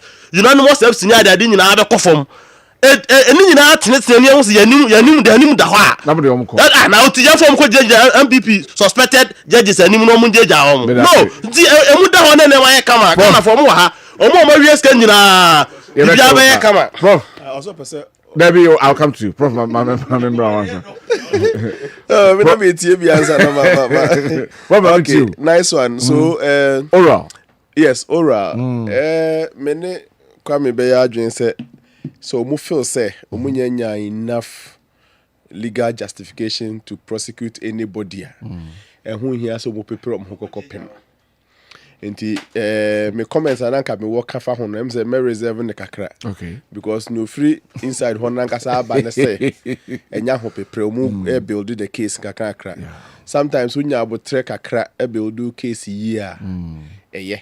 Sometimes and so no sabio say brekunam wodi ne show enyo ole chono na ole jo nti chebe bredu ba bia na fe 2020 you were saying 2026 2027 28 afia nkrofo bobo mhokoto aba no afina na mo legal documents are ready a te say na menu abema jechi question time eso de ko campaign no so time na yes omra court every 24 hours since 10 bisa ni ade a man for bedwin say you are doing political persecution it will be more of unyamfa so bi enfe so obe create enemies mu ama ho so papa ya unim so yesterday okwakoye campaign am MPP or they be chima na koye campaign fina ko obi ye na amwa na so ya emwa the Chikwesen even ended up gaining more popularity a man for rather don cry around that time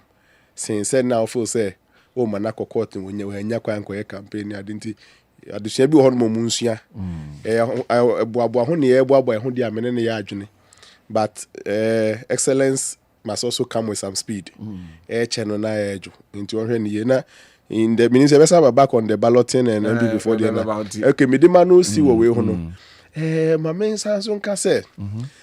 But many Kwame ya adwin say one kase state of emergency on many nita issue on various shows. Onu ankasa de so on that point many ya adwin. But anope na me wo show for so na obi so ka argument for say anim panimfo bi ne kaye but president mama ankasa amie na no ankasa state of emergency da mestre say mokosa direction no na ya ko say mo ya underestimate the Ghanaian mind like I say ya adwere wo form kakra me no onka sa but am ready to no pay the no say ho na communication ne ya be fa say ane 5 strong cabinet ministers spend the car 5 strong cabinet ministers but the chairman of the cabinet nankasa de emi na no anka bia na ya akoye se bio Ghana for na moye de adwene di agro kakra. There was a time na ya dinim ewo form so man ene your literacy level no was 72% average ekoyenim pa kakra na uyi Ghana for oha no mu nyina asua de eti ni aye kana sepa nti accept the responsibility. Me NDC ni na me tese Kwame ana me tese ne anopa me ni hia no na me tese mpanifo a epese omu divert ade ne say wote a free president ma na nkasa no anka me nkasa sa anka me ka say ane saa bre ne na ma adwene am say yensi gina ye say state of emergency yensi yemfamra but nei o mampani no di anim ni say o de hyehyɛ 1 2 3 agu akwam ti ye ma ne mre kakra o hwe na saa hyehyɛ ne so abapa ye nyinaa ye betwe ye state of emergency na sign. But say man emre kakra na say state of emergency no ehu hia still na ye obi anya ne oye fa so obi anya ne oye ye man emre kakra Kwame not disturbing our program. Oh this wo chire mu no kan twi wo chire mu no kan twi Kwame wo chire mu kan so we di ka chire wo chire mu no kan twi me jina wo ono di ka chire mu nti no Kwame yi obi ti state of emergency ase a me sure say okujato beti asiasen ebia Kwame with all due respect and me sure say with all due respect me nua Sam Jata George obeti state of emergency asiasen education minister crowd on no Ghana adesua nyina on oda no me nua Penny Haruna Idruso nyumre me chiawo bra Kwame say state of emergency na mo ka enra no yanka mo kan otwi me ati aseye but it is the same. What I'm saying is that media change of position ya dey be a mempe crowd of my life. Be consistent. After all, Sam George, and you don't call the shot. Say be wadwin kire wo cabinet ano den san kura am nyeso say ano den say president or not tie. Enti Sam George uba radio so a ana TV so a. Gina bebia na wo gina ne say and state of emergency ne dey. Say ne be ya asase ne be ho me yensu ne be ye ne me da so gina hwa.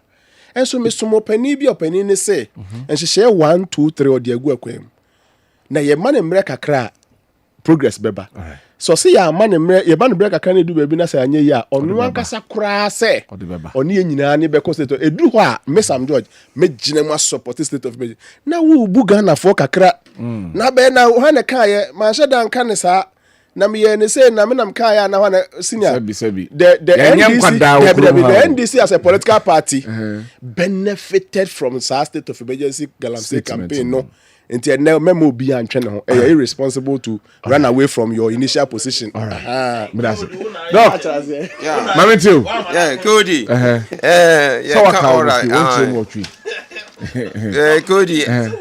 Ansana me ko ora ba ansana me ko no obo wuntumi din ba me say me kire ne say Joseph Yamin omo national organizer or platform social media no can say o kwa soro dan kura na pe omo ambaye den on ba to collection galamsey for no to collection bibiri o ma san ka say oye galamsey yakubu omo ya national organizer oye galamsey yaka oye galamsey na ya ba orara minwe no Patrick o kan say mamini me de pa e chere the level of incompetence a NDC ye o say afi no be ye den on be investigate Mami kai they are putting the structures there. Yes, the judges no.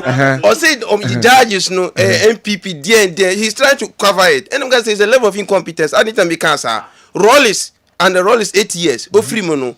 Kufoba o jeli ni pa bibri. Mami bo mudin ebi so ni refia. And it's good say oye student leader. Ebia nana say see you know ye demographic ye student. Ebia educator o meka say come pepra na a minister under Rollis Kufoba no jeli no Victor Solomi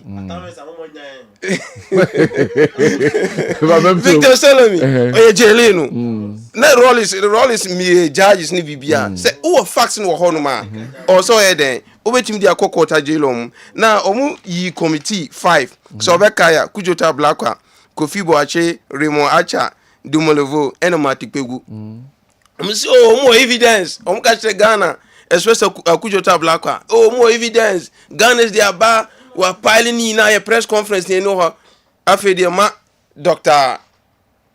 Ayene. You know, on to me, yes, just say no more can in allegation. Allegation, you have allegation here, Juma. Allegation was a shabo. Allegation. Omufanye Juma. 9 months. Omantima phobia coach na dakam. 9 for good 9 months.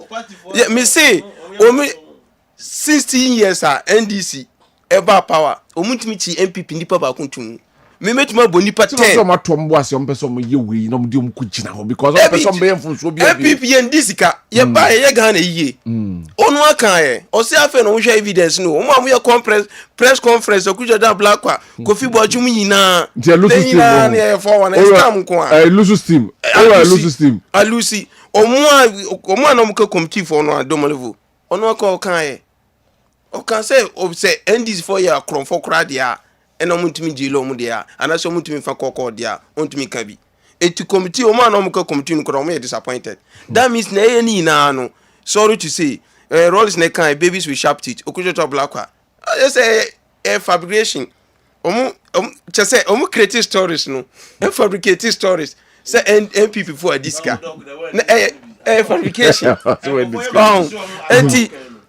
enti mbese mi chere mi nua ni say ye ba power 2028 ye ba power ye ba power ye nye sa excuses no all things because some so this can say mo person mo chi omo omo di kura omo di bi ye ba power omo di bi anyway omo di pa ye ba power e be jeli and number 1 say mi jen fie ba be investigate gold board me na make a sure me da say bezama too.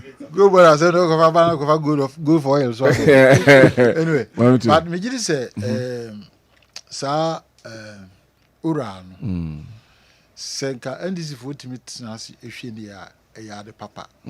At least some kind of spirit of accountability about beer, baby, or do to sanity. Na sanity system. So now I so by at least here crown. Atimi about 2,000 cases na omotimi aboa no started prosecution in those things there but you never be say e no so call for plea bargaining ama omotimi recover about 45 million Ghana cedis e kire say ne binum no so ma yade a enye tie bae no bia o scan the onya o the akoto but the point is see masa akwa no say sa na plea bargaining because so bia boss be wia o na wana mejuma de dia ba na ja agabeji ana fa 40 60 ejuma be na dey say so ndika 4 years no we are be say first $10 million ago na che say we invest here by the time we be ba no ne no matimi awo mu be 40%. Now the 20 account now the now from 40. To we now is a business pa. A big business pa. And the plea bargaining no because esa obi abi to me transfer the person way. So and now and the idea Jesus say yes. And the idea no dey good but the challenge is kakra e wo enso ne sa long prosecution slow prosecution the prosecution has become so slow and to me and is almost started the vigor almost started so nimu a ye no e ka ho na ama president the approval rating ekofom because amount of visitors say o sike ka ho se ba be chi ba untimi ye we the amount no amano ekofom galamsey nso ka ho these two things one way are bit me M1 all right enti ye no ya de a megiri se esese o man ndi ko ho na wo hwe na wo ye na scar akodi per you know about almost by say $20.9 billion and either through sa urai $20.9 billion and yes kakidwa o I call na akosan la na $3 billion abra 20.9 enti yenye niam yi itimi ye niam yi a enhia se bia ebekwa akogye busia ba bi kura se e ba be adwuma ti obi antrance na enhunu se wo ya there obi a day of reckoning so who said there's a day of reckoning na obe ye niam nyina yi itimi ye ho hia me pa that's it prof ma mention say for just about 2-3 minutes na ye hwe balloting no ho asem ne ad hoc committee na MVT to check campaign no okay ad hoc committee no de omu expand omu work no enfanko aspirants na chidifo no because I na usually aspirants na nkasa anye problem no nye campaign team no anye campaigners no anye aspirants no mo mo di o machi no ya no mo di o machi no because a penny for no usually you mani hye nkora na chi na nkora na koka say na pani de wu nika nkoka akora nkoka na wa hwe esi it's been a long standing a long standing tradition and so mu de mani ko hwe mpanimfo no pa de mpanimfo de mu nya obia aka ne no na nka bia you expect say nka flag bearers ni bi betoto bomb jeje wu em say sisi ade no ne kofom kakra NM said to me no ma transfer dia ma HD4 no enti committee ni minim say ye limit o to aspirants ne nko a omfa nka ho so mbedi nkuma na di aspirants the aspirants, their campaign managers, and then the campaign team. Yes. Okay. And then you move no munya say but efutuo ba ko amede man say the balloting position ne dey enyina nim say order 1 order 2 order dey nka hwe me sure say mpanifo na nkasa age atum sa menu apani Ken for example ono age atum cho on social media say juma no na ese mom ye ko na ye ko ye because one ho wada ho pen ye nyina nim ankwa nkosi se ne ono pe no emra na order 1 2023 no amana any first nti hwe nkyere say na bebi order ebe mana the first say juma na nkofo mu a me sure say sa na mpanifo na aka nyina so aka che machidifo efutu amede mo ne say campaign message internal election e wini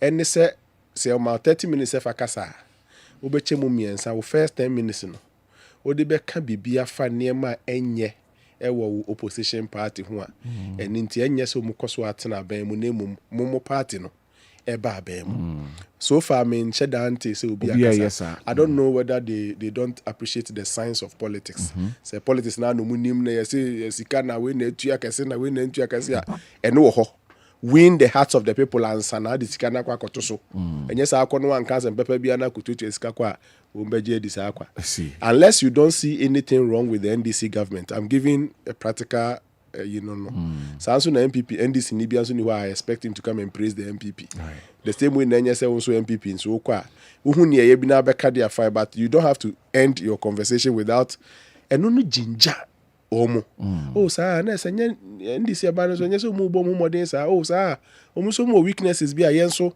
ye gina so enso betimi aba na first 10 minutes unless I dey aspirant I ko dey also dey unim hwe fe NDC ho bibia ye yes I don't know but those that are going internet in America try and because eventually who told you we are they coin this so until that must feature in your conversation now a bit me crack catch HD for delegates and say papa na onim and this is for punchline well informed you didn't need anymore obetimi akọ akunanima mayen they should do that now then the next 10 minutes no the next 10 minutes no you must assure the delegates of what you want to do for them as delegates.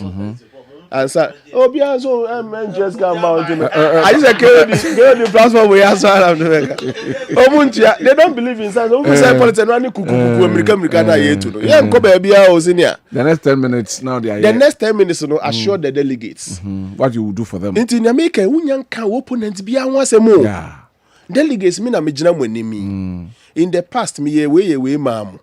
Mo de me ba as flag bearer me say amamo in fact in the past me nya hwe mamu mpo a enne me gina mo anim hye mo bo say me ba motoma me a me A B C and D spend your next 10 minutes to do that assure the delegates that with you as their leader they are in safe hands.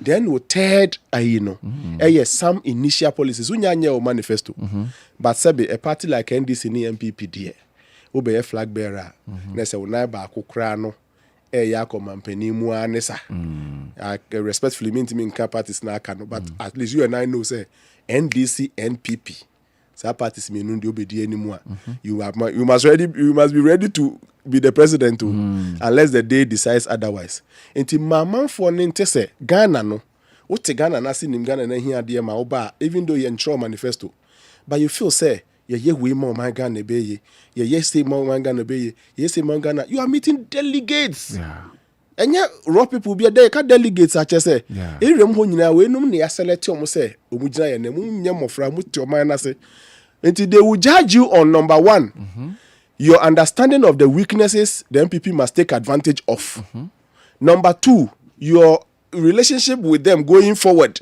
anyhow with you as the leader, they are assured.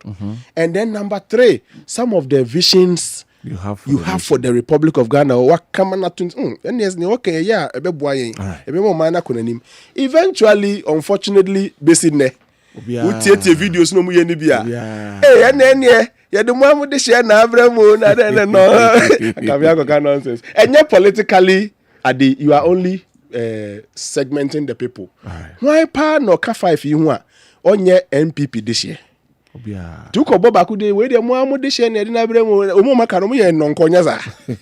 What are you saying? Stick to the issues. Right. Politics is size. We ye ni ya delegates na ba dwene ho say guy we ye de ne kwa obebo aye. Enchenchen na aka ni nyina ye enchenchen kra. Unfortunately me mark pa omo mu kasa yi de bia answer down pass me skill. Kwame. Good. We de kan fa ho enso fa ho. Fa ho. That say me who say MPP for be akokoduro say omo de alaji ba me about 2028 na buso omo say aduro be no omo di a ye de yehu and they say nka mo na mato di emunye di no mfa ne no because you see I will not mean propose obi ama I don't see alaji ba me say ye ko change party constitution that ni bibia say de ne be flag bearer. No, just me when I sit back. I mean, sometimes I almost I'm say okay. But so five people are contesting. Five people are contesting. Say yes, sir. Me share MPP say the whole party accession. China ye de baumia. I'm just for what reason? Eti dem hu nyina aka me ankyere mo. Ene munya ye no mo I'm so surprised. I know me one aspect of it. But you say me say na go fu ya den. I don't know who into Bamia ba. No be catch Ghana for say. Me na me dollar cost 17 cedis ninti 12 and yamon to mami. I mean how Bamia campaign in 2028. Obey campaign ben. And another dog can now Ghanaians are level headed. Etu obey jina hwa people will start na papa we or say baba be den. So you can say they say na can say John Mahama na say because John Mahama figures were far better than Bamia. And Nanado as at the time I campaign 2024. Yeah, inflation 18, now 23. So when I sit here, I can boldly say, John is better in the Ghana for one baby. It's early this year. But my record is 54% inflation. And it's all the Bamiaba. No, because I hate the single they get, Single they get, yet, what I'm saying, go 54%. I don't even understand why somebody will wake up and say, me the Bamia be president. I'm telling you, I'm just saying, we are. That's the first lumen. Live back way. The neighbor say anything. No, he should not even dream himself as a Ghana president. Obey. No, just a one was so to go draw so a campaign. Say as a copy form. And then I'm saying Obey Ghana president. I don't even want an MPP a whole party because of selfish interest. And they are more paid into. They are changing their party control. Young got up and free so much form. Just because of a Baumia flag bearer. Baumia. Oh, master, you see, master, want to me, I bet want to me say, young was the sack party no constitution. Young got to free from now for me about me, and I'm kind, want to me the kind. Want to me why a neck member. Dog, you have your time. Want to me say, sir, decision say, you got 12 free from form, you could be beginning in about me, and the mammy did bring me point to say, 54% inflation in tea. I'm with the campaign. I'm a Ghana for Tamunti against single delegate. And then what is a party constitution? Go to free through from Bamianti. That's it. I'm with before the end. Just I mean, not just what they are funny. Thank you very much. Oh, I said their party, no, you're funny. Not means you. The comparison between Baumia and President Mahama and meaning say be a president versus president and as a president versus vice. I don't know. Dog Mami too. Kodi. Utimu se minia omusro Dr. Mahmoud Baumia. Dede na oyeni na esoro omusro Baumia. Kenya sa de ka Baumia ba dia mu be wini dia. Second question we dede. Also yesu. Ena om de omuhwe ensolve free SHS placement no. Ya ja mo omutumi place no kra. Awofo esu. Yanka ballot Yanka ballot na omuhwe no omusolve. Teachers ya form ejuma 9 months omusu. There's no time. There's no time. There's no time. Mekoso. Your time as you have been 9 minutes crack. Me wow you say me supportive Baumia. Baumia dignitization. Oba no kro no confirm here. Say yeah ID Ghana card no. or no I'll confirm say Bawumia dignitization Bawumia brain child Don't send that. Bawumia brain child or Mpacho, can say allow him to talk. Allow him to talk. interchange manner obeyi Ghana card kufo na de bae na e bae be enhance no e ni na otimu say Bawumia Bawumia say Bawumia na dignitization ideas. He's the man of ideas. Nipa bebre na can say I say other camps and say oh Bawumia free zongo and loses our elections no, but your Professor Kwe report even though a secret at the home but nipa bebre omo research and I say me anka me di mani to honoma ye appointees ni bi wo honoma omo contribute to ye lost na nye Dr. Mahmoud Bawumia and mama one example getting to the elections no fourth estate the report by National Health National Service Secretariat say yeah disika at that time no na yentimi defend it because it's getting to the elections and the demographic of Ghana elections that make kind this say you to na 1982 na your mom university see no your mom either they have finished training college no I community muti say na ometo atie these factors e can be now here then you lose here obi obeka say Bawumia entina oboa because Bawumia is a good candidate. All right. And Bawumia, we need last time election. We need Omina. Thank you. Only Nama Kennedy, only Nama Alan Cash, a Johnny Free. Thank you. Alan, you know free MPP.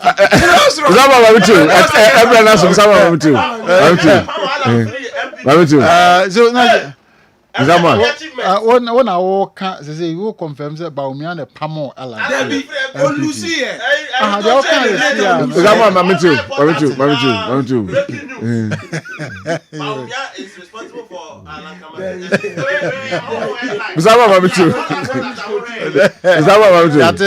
That is all now. Bawumia the Pamo no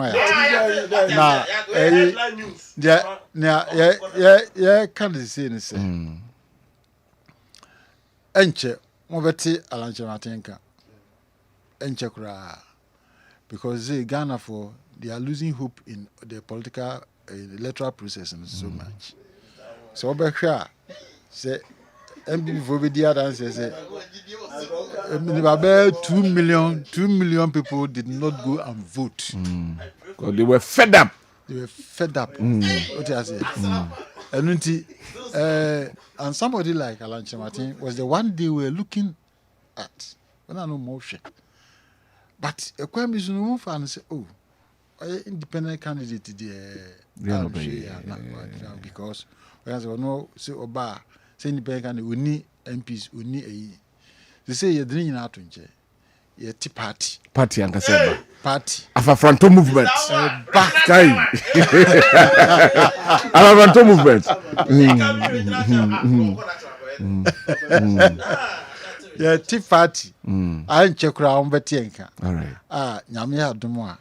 Yeah, just documentation almost say I complete. I best say put you up good structures. Yeah, the Baba contested MPP near NDC.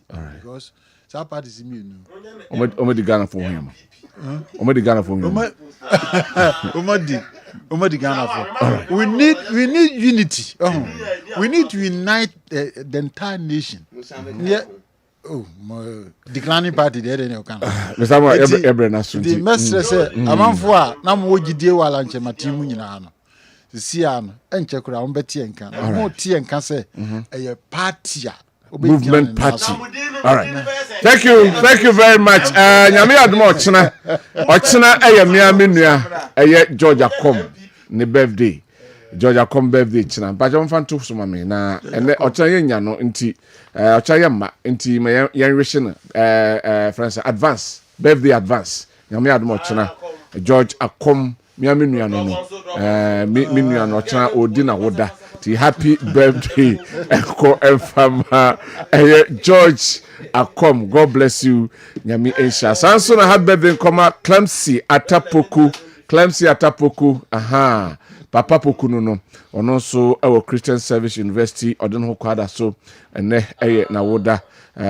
We free